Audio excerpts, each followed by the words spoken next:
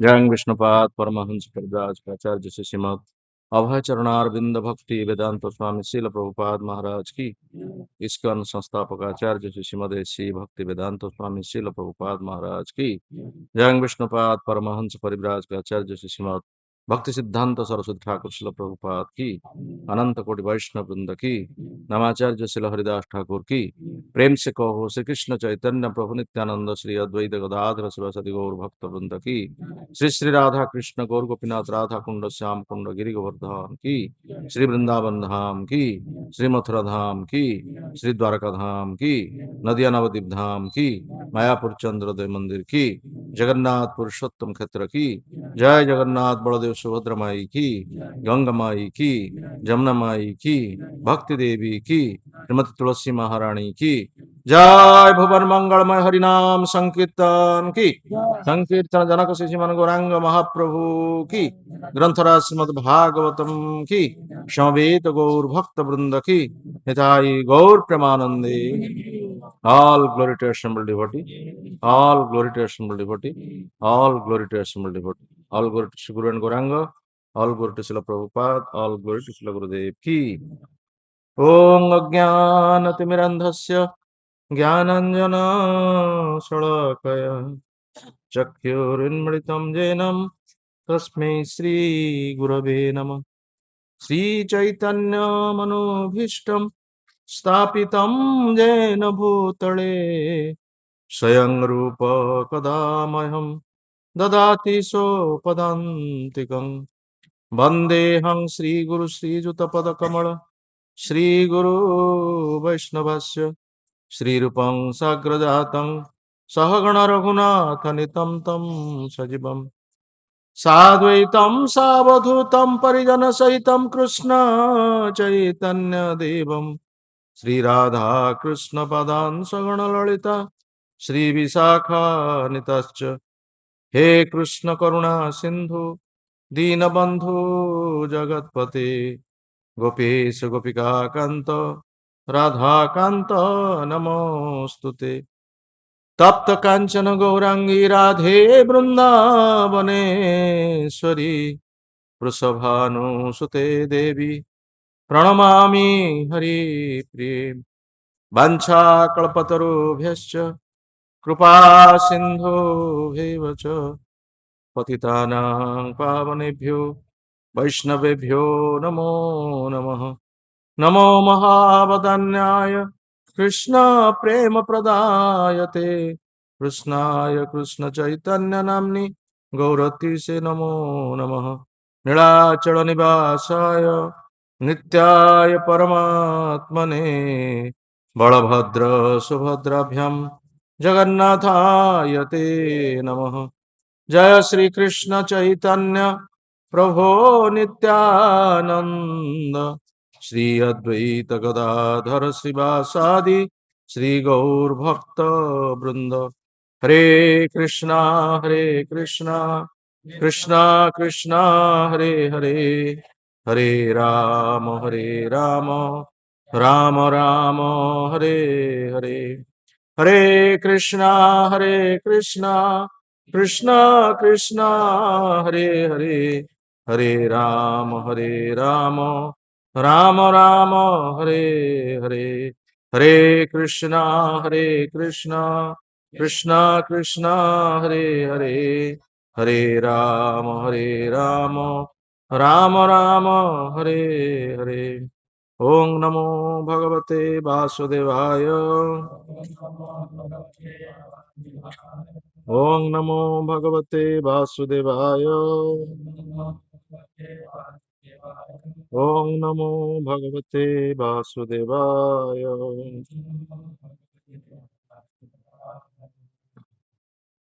हरे कृष्ण उपस्थित भक्त सज्जन वृंद एवं मातृवृंद आमर अंतरराष्ट्रीय कृष्ण चेतना संघ इस्कन तरफ आपण मानक हार्दिक शुभेच्छा एवं अभिनंदन विशेषकर आज पुरुषोत्तम दास ठाकुर आज हूँ आविर्भाव तिथि एभली एक पवित्र तिथि रे आपण मैंने आम मान सुजोग प्रदान करछंती भगवान कथा कीर्तन करने पूर्व अवश्य आम मैंने आसीचु गत वर्ष बोधे आम आसीपारि नथिलु कारण तांकर उत्सवटा करने असुविधा सृष्टि होती पूर्व वर्ष आम 3 दिन आम ठारे प्रोग्राम करूँ एवं चलित वर्ष समस्ते सहयोग करी 3 दिन प्रोग्राम करने समस्ते स्थिर करथिले एवं आम मानक जनईथिले एवं आमे सम्मति प्रदान करथिलु तेणु समस्त सहमति जो कार्यक्रम होची एवं विशेषकर आपण मान सहयोग सदिच्छा रही निश्चित भाव में ये कार्यक्रम सफल हम ए कौन सन्देह ना विशेषकर जो प्रसंग आम आलोचना करवा श्रीमद् भागवतम प्रथम स्कंद अष्टम अध्याय जो थे कि राणी कुंतींकर प्रार्थना भगवान प्रति आम देखी भागवत सब विषय वर्णना करा जायछि जे विभिन्न देवदेवी स्तुति सब रही जोटा कि प्रार्थना रही कृतज्ञता स्तुति तो नुहे कृतज्ञता प्रकाश करा जाउछि ये भौतिक जगत रे आमे जहाँ किसी उपकार पाऊ उपकार पाई सारा पर ता प्रति आमे अपकार करने पछुनु तार सर्वनाश करने पछुनु किंतु आमे ये भागवत रे देखिबा भागवत आम ये शिक्षा प्रदान करुच्ची जो मैंने उपकार प्राप्त होउछंती सेमाने तांको उद्देश्य कृतज्ञता ज्ञापन करुछंती जेमती रानी कुंती भगवान कृष्ण को उद्देश्य कृतज्ञता ज्ञापन करुछंती एवं ତାଙ୍କୁ ଅନୁରୋଧ କରୁଛନ୍ତି ଯେ ଆପଣ ଦ୍ୱାରକା ଯାଆନ୍ତୁ ନାହିଁ। ଆପଣଙ୍କ ପାଇଁ ହସ୍ତିନାପୁରରେ ହିଁ ଆମେମାନେ ପରିଚୟ ପାଇଛୁ, ତେଣୁ ଆପଣ କୌଣସି ପ୍ରକାର ଦ୍ୱାରକାକୁ ଯାଆନ୍ତୁ ନାହିଁ। କୁନ୍ତୀଙ୍କର ପ୍ରାର୍ଥନା। କୁନ୍ତୀ ଜଣେ ସାଧାରଣ ମହିଳା ନୁହନ୍ତି। କୁନ୍ତୀ ଯିଏକି ପଞ୍ଚ ପାଣ୍ଡବଙ୍କର ମାତା ଏବଂ ତା ସହିତ ପାଣ୍ଡୁଙ୍କର ସେ ହେଉଛନ୍ତି ପତ୍ନୀ ଏବଂ ବିଶେଷ କରି କୌରବ ବଂଶର ସେ ହେଉଛନ୍ତି ରାଣୀ, ମହାରାଣୀ, ଯାହା କହିଲେ ଅତ୍ୟୁକ୍ତି ହେବ ନାହିଁ। ଏସବୁ ଗୁଣର ଅଧିକାରୀ ହେଇ ମଧ୍ୟ ନିଜର ନମ୍ରତା ଭଗବାନ କୃଷ୍ଣଙ୍କ ନିକଟରେ ସେ ପ୍ରକାଶ କରିଛନ୍ତି। ଏଥିରୁ ନାରୀ ମାନେ ଶିକ୍ଷା କରିବା ଉଚିତ। ଜଣେ ନାରୀ ପ୍ରକୃତ ଭାବରେ କି ସ୍ଥିତିରେ ରହେ, କୁନ୍ତୀଙ୍କର ଚରିତ୍ରରୁ ଆମେ ଶିକ୍ଷା କରିବା ଉଚିତ। ଆଉ ଭାଗବତ ପ୍ରଥମରେ କୁନ୍ତୀଙ୍କର ସ୍ତୁତି କଥା କୁହାଯାଇଛି। ଆଉ ଅନ୍ୟ କାହାର ସ୍ତୁତି ଉତ୍ତରାଙ୍କର ପ୍ରାର୍ଥନା ରହିଛି, ତାପରେ କୁନ୍ତୀଙ୍କର ପ୍ରାର୍ଥନା ରହିଛି। ବିଶେଷ କରି ଭାଗବତ ହେଉଛି ଏଭଳି ଏକ ଶାସ୍ତ୍ର ଯେଉଁ ଶାସ୍ତ୍ରରେ ପ୍ରଶ୍ନ ଉତ୍ତର କେବଳ ରହିଛି ଏବଂ ସେ ପ୍ରଶ୍ନ ହେଉଛି ଅତି ଗୁରୁତ୍ୱପୂର୍ଣ୍ଣ ପ୍ରଶ୍ନ, ସାଧାରଣ ପ୍ରଶ୍ନ ନୁହଁ। ଶ୍ରୀମଦ୍ ଭଗବତ ଗୀତାର ଶେଷ ଯୋଉଠି, ଶ୍ରୀମଦ୍ ଭାଗବତମର ଆରମ୍ଭ ସେଇଠି। ଶ୍ରୀମଦ୍ ଭଗବତ ଗୀତା ଶେଷ ହେଇଛି, ଭଗବାନ କୃଷ୍ଣ ଅର୍ଜୁନ କହିଛନ୍ତି ସର୍ବଧର୍ମାନ ପରିତ୍ୟଜ୍ୟ ମାମେକଂ ଶରଣଂ ବ୍ରଜ ଅହଂ ତ୍ୱଂ ସର୍ବପାପେଭ୍ୟୋ ମୋକ୍ଷୟିଷ୍ୟାମି ମା ଶୁଚ। ସବୁ କିଛି ପରିତ୍ୟାଗ କରି ଏକମାତ୍ର ମୋର ଶରଣରେ ଆସ ଏବଂ ମୁଁ ତୁମକୁ ସମସ୍ତ ପ୍ରକାର ବିପଦରୁ ସୁରକ୍ଷା ପ୍ରଦାନ କରିବି, ଯୋଉଟା ଭଗବାନ କୃଷ୍ଣ ଅର୍ଜୁନଙ୍କୁ ନିର୍ଭର ପ୍ରତିଶ୍ରୁତି ଦେଇ କହିଛନ୍ତି। କିନ୍ତୁ ଶରଣାଗତିର ସିନା ସେ କହିଛନ୍ତି ଭଗବାନ କୃଷ୍ଣ, କିନ୍ତୁ ନିଜେ ଜୀବନରେ ଆଚରଣ କରିକି ତାହା ଶିକ୍ଷା ଦେଇନାହାନ୍ତି। ଯୋଉଥିପାଇଁ ସେଇ ଆଚରଣଟାକୁ ଶ୍ରୀମଦ୍ ଭାଗବତରେ ଭଲ ଭାବରେ ବିଶ୍ଳେଷଣ କରାଯାଇଛି। କିଭଳି ଭାବରେ ଆମେ ଶରଣାଗତ ହେଇପାରିବା ଭଗବାନ କୃଷ୍ଣଙ୍କ ନିକଟରେ, ଭଗବାନ କୃଷ୍ଣ ନିକଟରେ ଆମେ କିଭଳି ଭାବରେ ଶରଣାଗତ ହେଇଯିବା, ଭାଗବତ ପ୍ରଥମରୁ ଆରମ୍ଭ ହେଇଛି। ପରୀକ୍ଷିତ ମହାରାଜଙ୍କ ଠାରୁ। ପରୀକ୍ଷିତ ମହାରାଜ ଯିଏକି ବ୍ରହ୍ମ ଶାପଗ୍ରସ୍ତ ହେଇଥିଲେ ଏବଂ 7 ଦିନ ଭିତରେ ତକ୍ଷକ ସର୍ପ ଦଂଶନ କରିବ, ସେଥିପାଇଁ ସେ ପରିବାର, ରାଜ୍ୟ, ସ୍ତ୍ରୀ, ପୁତ୍ର ଇତ୍ୟାଦି ସମସ୍ତ ତ୍ୟାଗ କରିକି ଗଙ୍ଗା ନଦୀ କୂଳରେ ବସି ପଡ଼ିଥିଲେ ଏବଂ ସମସ୍ତଙ୍କୁ ସେ ପ୍ରଶ୍ନ ପଚାରିଥିଲେ ଯେ ମୃତ୍ୟୁ ସମୟରେ କଣ କରିବା ପାଇଁ ପଡ଼ିବ ଏବଂ ମାନବ ଜୀବନର ସର୍ବାଧିକ କର୍ତ୍ତବ୍ୟ କଣ, ଏବଂ କିଏ କେତେ ପ୍ରକାର କଥା କହିଥିଲେ। କିନ୍ତୁ ସୁଖଦେବ ଗୋସ୍ୱାମୀ ତାଙ୍କୁ କହିଲେ ଭଗବାନ କୃଷ୍ଣଙ୍କ କଥା ଶ୍ରବଣ କରିବା ପାଇଁ ଏବଂ ଭଗବାନ କୃଷ୍ଣଙ୍କ ଠାରେ ସମ୍ପୂର୍ଣ୍ଣ ଭାବରେ ଶରଣାଗତ ହେବା ପାଇଁ। ଏବଂ ସେ 7 ଦିନ କାଳ ପରୀକ୍ଷିତ ମହାରାଜ ସମ୍ପୂର୍ଣ୍ଣ ଭାବରେ ଭଗବାନ କଥା ଶ୍ରବଣ କରିଛନ୍ତି। ଖାଇ ନାହାନ୍ତି, ତୃଷା ମଧ୍ୟ ତାଙ୍କର ପାଣି ମଧ୍ୟ ପିଇ ନାହାନ୍ତି, ଜଳ ମଧ୍ୟ ପିଇ ନାହାନ୍ତି, ନିଦ୍ରା ମଧ୍ୟ ଯାଇନାହାନ୍ତି। 7 ଦିନ କାଳ କେବଳ ଭଗବାନ କୃଷ୍ଣଙ୍କ କଥା ଶ୍ରବଣ କରିଛନ୍ତି। ଏବଂ ତକ୍ଷକ ସର୍ପ କେତେବେଳେ ଆସିଛି, ଦଂଶନ କରିଛି, ତାହା ମଧ୍ୟ ସେ ଜାଣିନାହାନ୍ତି। ଏବଂ ଅତି ଗୌରବମୟ ମୃତ୍ୟୁ ତାଙ୍କର ହେଇଛି। ମୃତ୍ୟୁଟା ଗୌରବମୟ ମୃତ୍ୟୁ ହେବା ଉଚିତ ଆମମାନଙ୍କର ସମସ୍ତଙ୍କର। ପରୀକ୍ଷିତ ମହାରାଜ ତାର ଉଦାହରଣ ସେ ଦେଖେଇ ଦେଇ ଯାଇଛନ୍ତି। ତେଣୁ ଶରଣାଗତି କିଭଳି ଭାବରେ ଆଚରଣ କରିବା ପାଇଁ ପଡ଼ିବ, ପରୀକ୍ଷିତ ମହାରାଜଙ୍କ ଠାରୁ ଆରମ୍ଭ ହେଇଛି, ଉତ୍ତରାଙ୍କ ଠାରୁ ଆରମ୍ଭ ହେଇଛି, କୁନ୍ତୀ ଦେବୀଙ୍କ ଠାରୁ ଆରମ୍ଭ ହେଇଛି, ଭୀଷ୍ମ ଦେବଙ୍କ ଠାରୁ ଆରମ୍ଭ ହେଇଛି, ଗଜେନ୍ଦ୍ରଙ୍କ ଠାରୁ ଆମେ ଶିକ୍ଷା କରିବା। ଏଇଭଳି ଭାବରେ ଭାଗବତର ପ୍ରତି ସ୍କନ୍ଧରେ ଆମେ ଦେଖିବା ଶରଣାଗତର କଥା। ତେଣୁ ସେ ଭାଗବତ ହେଉଛି ଏଭଳି ଏକ ଶାସ୍ତ୍ର ଯାହାକୁ କୌଣସି ଶାସ୍ତ୍ର ସହିତ ଆମେ ତୁଳନା କରାଯାଇ ପାରିବ ନାହିଁ। ଶ୍ରୀମଦ୍ ଭାଗବତ ଦ୍ୱାଦଶ ସ୍କନ୍ଧରେ କୁହାଯାଇଛି ନିମ୍ନ ଯାମି ଯଥା ଗଙ୍ଗା ଦେବାନାଂ ଅଚ୍ୟୁତ ତଥା ବୈଷ୍ଣବାନାଂ ଯଥା ଶମ୍ଭୁ ଶାସ୍ତ୍ରାଣାଂ ଇଦଂ ତଥା। ନଦୀମାନଙ୍କ ମଧ୍ୟରେ ଗଙ୍ଗା ନଦୀ ଯିଏକି ପବିତ୍ରତମ ଏବଂ ଶ୍ରେଷ୍ଠ ନଦୀ, ଯାହା ଭଗବାନଙ୍କର ପାଦ ପଦ୍ମରୁ ବାହାରିଛି। ଦେବାନାଂ ଅଚ୍ୟୁତ ତଥା, ଦେବତା ମାନଙ୍କ ମଧ୍ୟରେ ଭଗବାନ ଅଚ୍ୟୁତ ଶ୍ରୀକୃଷ୍ଣ ସେ ହେଉଛନ୍ତି ସର୍ବୋତ୍କୃଷ୍ଟ ଦେବତା ଏବଂ ଭକ୍ତ ମାନଙ୍କ ମଧ୍ୟରେ, ବୈଷ୍ଣବ ମାନଙ୍କ ମଧ୍ୟରେ ସର୍ବଶ୍ରେଷ୍ଠ ବୈଷ୍ଣବ ହେଉଛନ୍ତି ମହାଦେବ ଶିବଜୀ। ଶିବରାତ୍ରି ଗଲା ଏ ଅଳ୍ପ ଦିନ ତଳେ। ତେଣୁ ଶିବଜୀ ହେଉଛନ୍ତି ସର୍ବଶ୍ରେଷ୍ଠ ବୈଷ୍ଣବ, ବୈଷ୍ଣବତାର ଉଦାହରଣ ପ୍ରଦର୍ଶନ କରିଛନ୍ତି। ଏବଂ ସମସ୍ତ ଶାସ୍ତ୍ର ମଧ୍ୟରେ ଶ୍ରୀମଦ୍ ଭାଗବତମ ଶାସ୍ତ୍ର ହେଉଛି ସର୍ବୋତ୍କୃଷ୍ଟ ଶାସ୍ତ୍ର। 4 ବେଦ ଦଧି ଭାଗବତ ନବନୀତ ମଥିଲେ ନ ସୁକ ଖାଇଲେ ନ ପରୀକ୍ଷିତ। ଚାରି ବେଦକୁ ଯଦି ଦହି ସହିତ ତୁଳନା କରାଯାଏ, ତାକୁ ଯଦି ମନ୍ଥନ କରାଯାଏ, ତାହାର ଯୋଉ ନବନୀତ ବା ଲହୁଣୀ ଯୋଉଟା ବାହାରିବ ସେ ହଉଛି ଶ୍ରୀମଦ୍ ଭାଗବତ। କୃଷ୍ଣ ତୁଲ୍ୟ ଭାଗବତ ବିଭୁ ସର୍ବାଶ୍ରୟ, ପ୍ରତି ଶ୍ଲୋକେ ପ୍ରତି ଅକ୍ଷରେ ନାନା ଅର୍ଥ କହ। ଭାଗବତ ତୁଳସୀ ଗଙ୍ଗାୟ ଭକ୍ତ ଜନେ, ଚତୁର୍ଦ୍ଧା ବିଗ୍ରହ କୃଷ୍ଣ ଏଇ ଚାରି ସନ। ଭଗବାନ ଏଇ ଚାରିଟି ନିକଟରେ ଅଛନ୍ତି। କୋଉ କୋଉ ସ୍ଥାନରେ? ଭାଗବତ, ତୁଳସୀ, ଗଙ୍ଗା ଏବଂ ଭକ୍ତ, ଏଇ ଚାରିଟି ସ୍ଥାନରେ ଭଗବାନ ସର୍ବତ୍ର ଅଛନ୍ତି। କୃଷ୍ଣ ତୁଲ୍ୟ ଭାଗବତ ବୋଲି କୁହାଯାଏ। ଭାଗବତ ହଉଛି କୃଷ୍ଣଙ୍କ ତୁଲ୍ୟ। ବିଭୁ ସର୍ବାଶ୍ରୟ, ପ୍ରଭୁଙ୍କ ଠାରେ ଆମେ ସବୁ ସମୟରେ ଆମେ ଆଶ୍ରିତ ହବ। ପ୍ରତି ଶ୍ଲୋକେ, ପ୍ରତି ଶ୍ଲୋକରେ ଏବଂ ପ୍ରତି ଅକ୍ଷରେ ବହୁ ଅର୍ଥ କୁହାଯାଇଛି। ସେ ଭାଗବତ ଟୀକାକାର ମାନେ ବା ଭାଗବତର ଯୋଉମାନେ ସବୁ ଆଚାର୍ଯ୍ୟ ମାନେ ଟୀକା କରିଛନ୍ତି, ଗୋଟେ ଗୋଟେ ଶ୍ଲୋକକୁ ବହୁ ଭାବରେ ତାକୁ ବ୍ୟାଖ୍ୟା କରାଯାଇଛି। ତେଣୁ ଭକ୍ତି ସିଦ୍ଧାନ୍ତ ସରସ୍ୱତୀ ଠାକୁର, ଯିଏକି ପ୍ରଭୁପାଦଙ୍କର ଗୁରୁ, ସେ କହିଛନ୍ତି ଯଦି ପୃଥିବୀର ଗ୍ରନ୍ଥାଗାରରୁ ଯଦି ସବୁ ପୁସ୍ତକ ଲୋପ ପାଇଯାଏ ବା ନଷ୍ଟ ହେଇଯାଏ, କିଛି କ୍ଷତି ହବ ନାହିଁ ଯଦି ଶ୍ରୀମଦ୍ ଭାଗବତମ ଗ୍ରନ୍ଥଟି ଥାଏ।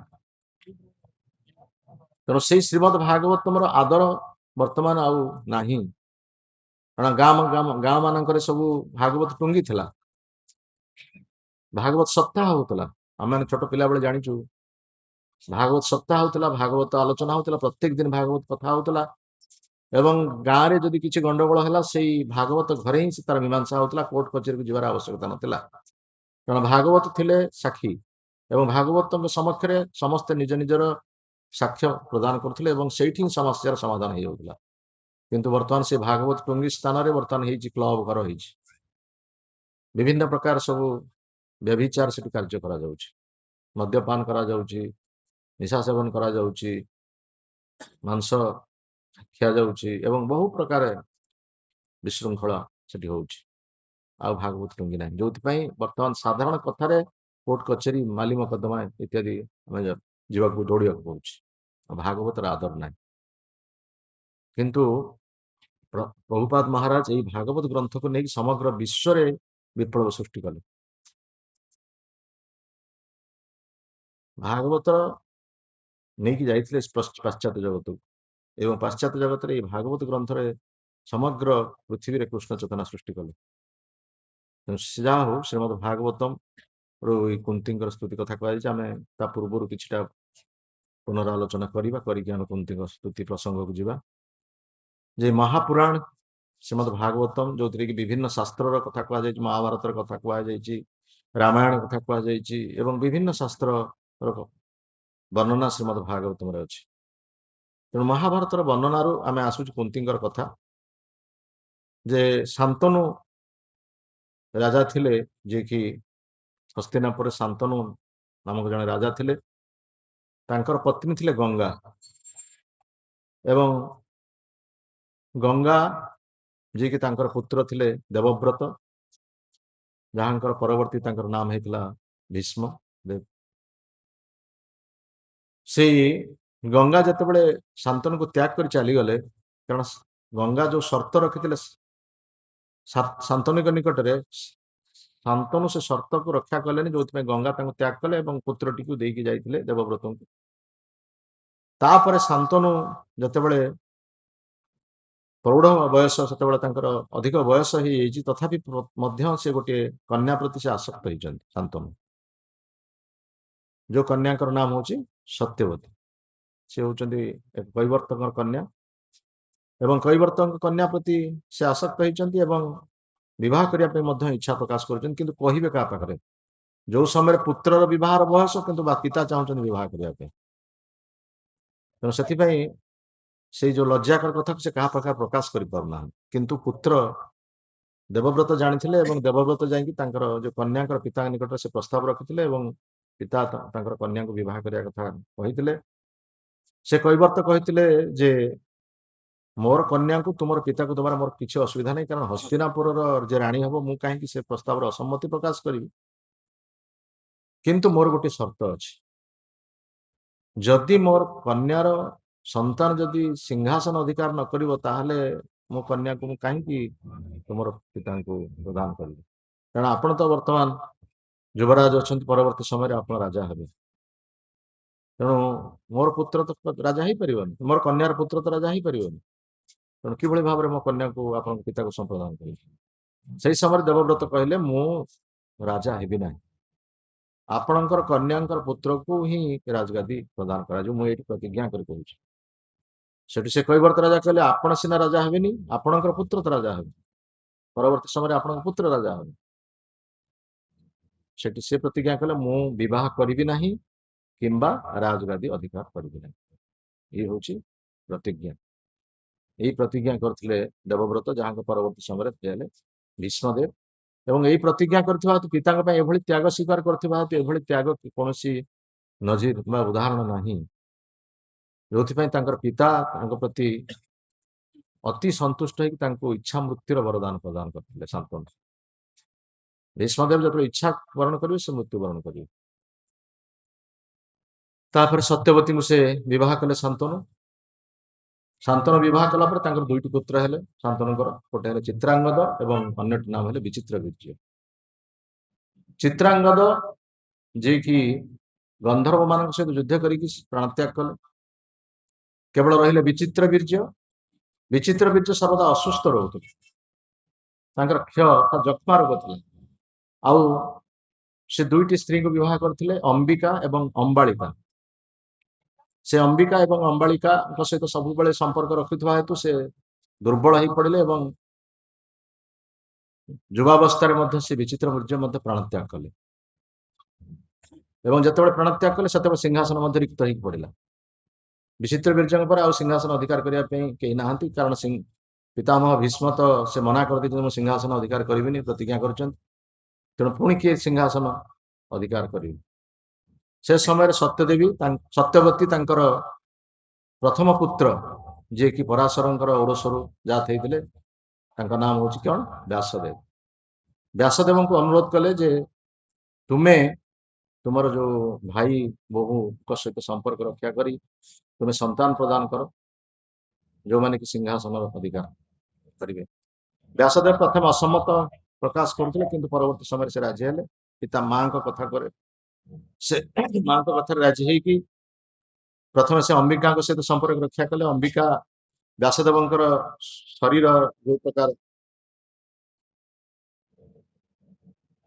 ଭୟ ଉତ୍ପାଦିତ ହେଲା ତାଙ୍କ ଶରୀରକୁ ଦେଖିକି, ଏଭଳି ବିଭତ୍ସ ରୂପ ଦେଖିଥିଲେ। କାରଣ ହଠାତ୍ ତପସ୍ୟାରୁ ଉଠିକି ଆସିଥିଲେ, ତାଙ୍କର ଏଇ ଶରୀର ଦେଖିକି ସେ ଭୟଭୀତ ହେଇଯାଇଥିଲେ ଅମ୍ବିକା, ଏବଂ ଆଖି ବନ୍ଦ କରିଦେଇଥିଲେ ଏବଂ ଆଖି ବନ୍ଦ କରି ତାଙ୍କ ସହିତ ସମ୍ପର୍କ ରକ୍ଷା କରିଥିଲେ। ଯୋଉଥିପରେ ବ୍ୟାସଦେବ ତାଙ୍କର ମାତା ସତ୍ୟବତୀଙ୍କୁ କହିଥିଲେ ଯେ, ଆପଣଙ୍କର ଯୋଉ ବୋହୂଙ୍କର ଗୋଟିଏ ପୁତ୍ର ଜାତ ହବ, କିନ୍ତୁ ସେ ମତେ ଦେଖିକି ଭୟଭୀତ ହେଇଗଲେ, ଆଖି ବନ୍ଦ କରିଦେଲେ, କିନ୍ତୁ ପୁତ୍ରଟି ସେ ଅନ୍ଧ, ଯଦିଓ ସବୁ ଦୃଷ୍ଟିରୁ ତାର ଶରୀର ସୁସ୍ଥ ରହିବ, କିନ୍ତୁ ସେ ଅନ୍ଧ, ଯିଏକି ପରବର୍ତ୍ତୀ ସମୟରେ କିଏ ହେଲେ? ଧୃତରାଷ୍ଟ୍ର। ଏବଂ ଅମ୍ବାଳିକା, ଯିଏକି ବ୍ୟାସଦେବଙ୍କ ସହିତ ସମ୍ପର୍କ ରକ୍ଷା କଲେ, ଯଦିଓ ସେ ଆଖି ବନ୍ଦ କଲେ ନାହିଁ ବ୍ୟାସଦେବଙ୍କୁ ଦେଖି, କିନ୍ତୁ ଭୟଭୀତ ହେଇକି ସେ ତାଙ୍କର ଶରୀରଟା ପାଣ୍ଡୁର ବର୍ଣ୍ଣ ହେଇଗଲା। ଯୋଉଥିପାଇଁ ବ୍ୟାସଦେବ ତାଙ୍କୁ କହିଥିଲେ, ତାଙ୍କର ମାତା ସତ୍ୟବତୀଙ୍କୁ କହିଲେ ଯଦିଓ ତୁମର ଦ୍ୱିତୀୟ ଭାତୃବଧୂ ଯେ ଭାଇ ବୋହୂ, ସିଏ ଯଦିଓ ମୋ ସହିତ ସମ୍ପର୍କ ରକ୍ଷା କଲେ, କିନ୍ତୁ ସେ ତ ଆଖି ତ ବନ୍ଦ କଲେନି, କିନ୍ତୁ ସେ ଭୟଭୀତ ହେଇକି ତାଙ୍କ ଶରୀରଟା ବର୍ଣ୍ଣ ପରିବର୍ତ୍ତନ ହେଇଗଲା। ତାଙ୍କଠାରୁ ଯୋଉ ପୁତ୍ର ଜାତ ହବ, ସିଏ ଯଦିଓ ସେ ସୁସ୍ଥ ସବଳ ରହିବ, କିନ୍ତୁ ଅଧିକାଂଶ ସମୟରେ ସେ ରୋଗଗ୍ରସ୍ତ ହେବେ। ଏଇଭଳି ଭାବରେ ଦୁଇଟି ଯୋଉ ପୁତ୍ର ଜାତ ଥିଲେ, ଏଇଭଳି ତାଙ୍କର ଅସୁବିଧା ଥିଲା। ଏବଂ ତାପରେ ଅନୁରୋଧ କଲେ ଯେ ଗୋଟେ ଦାସୀଙ୍କ ସହିତ ସମ୍ପର୍କ ରକ୍ଷା କରିବା ପାଇଁ, ଏବଂ ସେ ଦାସୀଙ୍କ ସହିତ ଯେତେବେଳେ ବ୍ୟାସଦେବ ସମ୍ପର୍କ ରକ୍ଷା କଲେ, ସେ ସବୁ ଦୃଷ୍ଟିରୁ ତାଙ୍କ ସହିତ ସୁନ୍ଦର ଭାବରେ ତାଙ୍କ ସହିତ ସମ୍ପର୍କ ରକ୍ଷା କଲେ। ଏବଂ ତାପରେ ବ୍ୟାସଦେବ ତାଙ୍କୁ କହିଲେ, ଏଇ ଯୋଉ ପୁତ୍ରଟି ଜାତ ହବ, ସିଏ ହଉଛନ୍ତି ଯିଏକି ସବୁ ଦୃଷ୍ଟିରୁ ସୁଗୁଣ ସମ୍ପନ୍ନ ଏବଂ ନୀତି ବିଦ୍ୱାନ ଏବଂ ଧର୍ମ ନୀତିରେ ପ୍ରବୀଣ ହେବେ। ସେ ଆଉ କେହି ନୁହନ୍ତି, ସେ ହେଲେ ବିଦୁର। ତେଣୁ ଏଇ ପ୍ରକାର ଭାବରେ ତାଙ୍କର ତିନିଟି ପୁତ୍ର ହେଇଥିଲା। ପରବର୍ତ୍ତୀ ସମୟରେ ଧୃତରାଷ୍ଟ୍ର ତାଙ୍କର ଅନ୍ଧ ହେଇଥିବା ହେତୁ ସେ ସିଂହାସନକୁ ଅଧିକାର କରିପାରିଲେନି। ବିଦୁର ତାଙ୍କୁ କହିଲେ ଯେ ଅନ୍ଧ ବ୍ୟକ୍ତିଙ୍କୁ ସିଂହାସନ ଅଧିକାର ଦିଆଯିବନି, ତେଣୁ ପାଣ୍ଡୁ ହିଁ ସିଂହାସନ ଅଧିକାର କରିବେ। ପରବର୍ତ୍ତୀ ସମୟରେ ପାଣ୍ଡୁ सिंहासन अधिकार कले। पांडु जेतेबेले सिंहासन अधिकार करथिले से समय से बहुत राज्य जय करथिले एवं एक समय से मृगया को जाइथिले एवं मृगया को जीवा समय रे तांकर दुई पत्नी कुंती एवं माद्री को सहित नहीं से जाइथिले एवं से मृगया को जीवा अवस्था रे गोटे मृग एवं मृगी जेतेबेले से माने क्रीड़ा करुथिले से मृग मृगी प्रकृति मृग मृगी नथिले से माने थिले ऋषि एवं एक ऋषि पत्नी जी कि लोकलज्जा भय से मृग रूप धारण करके निज निज भितर संग करुले ये जानी पारे नहीं पांडु से सरसंधान कले जहाँ फल मृग की प्राणत्याग कला और मृगी जी कि निज शरीर धारण कर सी पांडु को अभिशाप देते जे तुम्हें आमर जो पति पत्नी संपर्क थिबा समय तुम्हें जो शरीर आम सरसंधान कल से मु अभिशाप दूची तुम्हें जो स्त्री सहित संपर्क रक्षा कर तुम प्राणत्याग कर तुम्हें मृत्युवरण कर ए प्रकार भाव में से अभिशाप देते जहाँ फल पांडु कौन प्रकार स्त्री सहित संपर्क रक्षा कर पारे ना कुंती सहित संपर्क रक्षा रखि पारे ना माद्री सहित संपर्क रक्षा कर पारे तेना सब दृष्टि से अपुत्रिक थे किंतु पांडु चाहिए उत्तराधिकारी किए हवापाई से कुंती को से अनुरोध कले जे तुम्हें तो बाल्यावस्था गोटे दुर्वासा गोटे मंत्रपुत माला तुम्हें पाइच एवं से माला साहाଯ୍य तुम्हें जहाँ को स्मरण कर सी आसी उपस्थित हे सी तुम्हें जहाँ मागिब से तुम्हें से तुमको सी प्रदान करेंगे तेणु वर्तमान समय आमर उत्तराधिकारी सूत्र में कई सिंहासन आरोहण करने तेणु तुम वर्तमान माला द्वारा से देवता को आह्वान कर एवं से देवता को तुम्हें आह्वान कर गोटे पुत्र तुम्हें माग प्रथमे तुम्हें धर्मराज को आह्वान कर धर्मराज जदि आसबे ताहले आमर प्रकृत पक्षे आम जो वर्तमान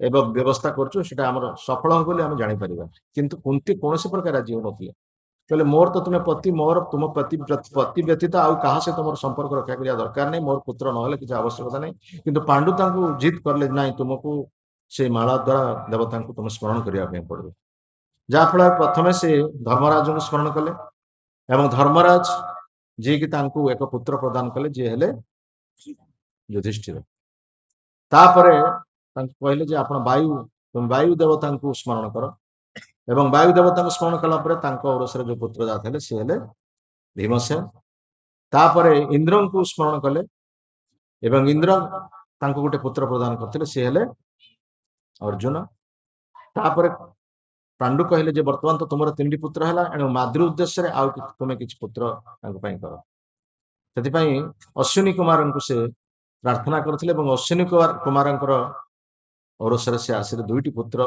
जाम जहाँ कह नकुल एवं सहदेव से दुईटी पुत्र आसिले एवं से माद्री को प्रदान कले तेणु यही भाव में पांचटी पुत्र वर्तमान पांडु जन कहले किंतु विधिर विधान अन्य प्रकार थरे पांडु गोटे स्थान को जाइछन तपस्या करने उद्देश्य से समय माद्री सहित जाइछन माद्री स्नान करुचंती जल से दिन हूँ अर्जुन माने वार्षिक उत्सव जन्म वार्षिक उत्सव से दिन आश्रम बहुत सुंदर भाव से मृगारे अच्छा से गोटे सुंदर भाव उत्सव पालन कर बहुत आडंबर सहकार से उत्सव पालित होची किंतु पांडु एवं माद्री जाइछंती जंगल भीतर को एवं सी गोटे वृक्षमूल बस ध्यान करुचंती पांडु यही समय माद्री स्नान करुचंती जल भितर एवं तांकर जो शरीर सौंदर्य देखिकी माद्री देखा सुंदर थे जल स्नान कर जो नग्न सौंदर्य को देखिले पांडुंकर काम भावना जागृत है एवं पांडुंकर काम भावना जागृत है से निर्लज भाव में माद्री पाखे कहले जो मुझ तुम सहित संपर्क रक्षा करने चाहूँगी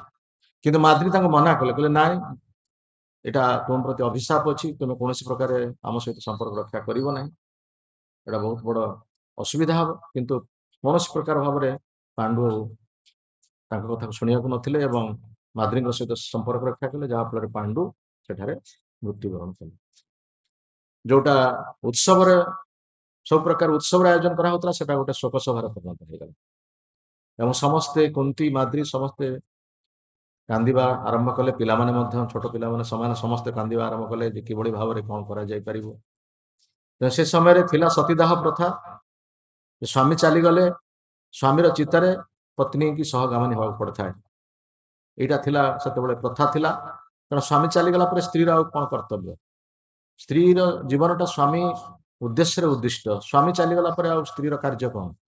ତେଣୁ ସ୍ୱାମୀ ଚାଲିଗଲା ପରେ ପତିର ଚିତାରେ ସ୍ତ୍ରୀ ସହଗାମିନୀ ହେବାକୁ ପଡୁଥିଲା।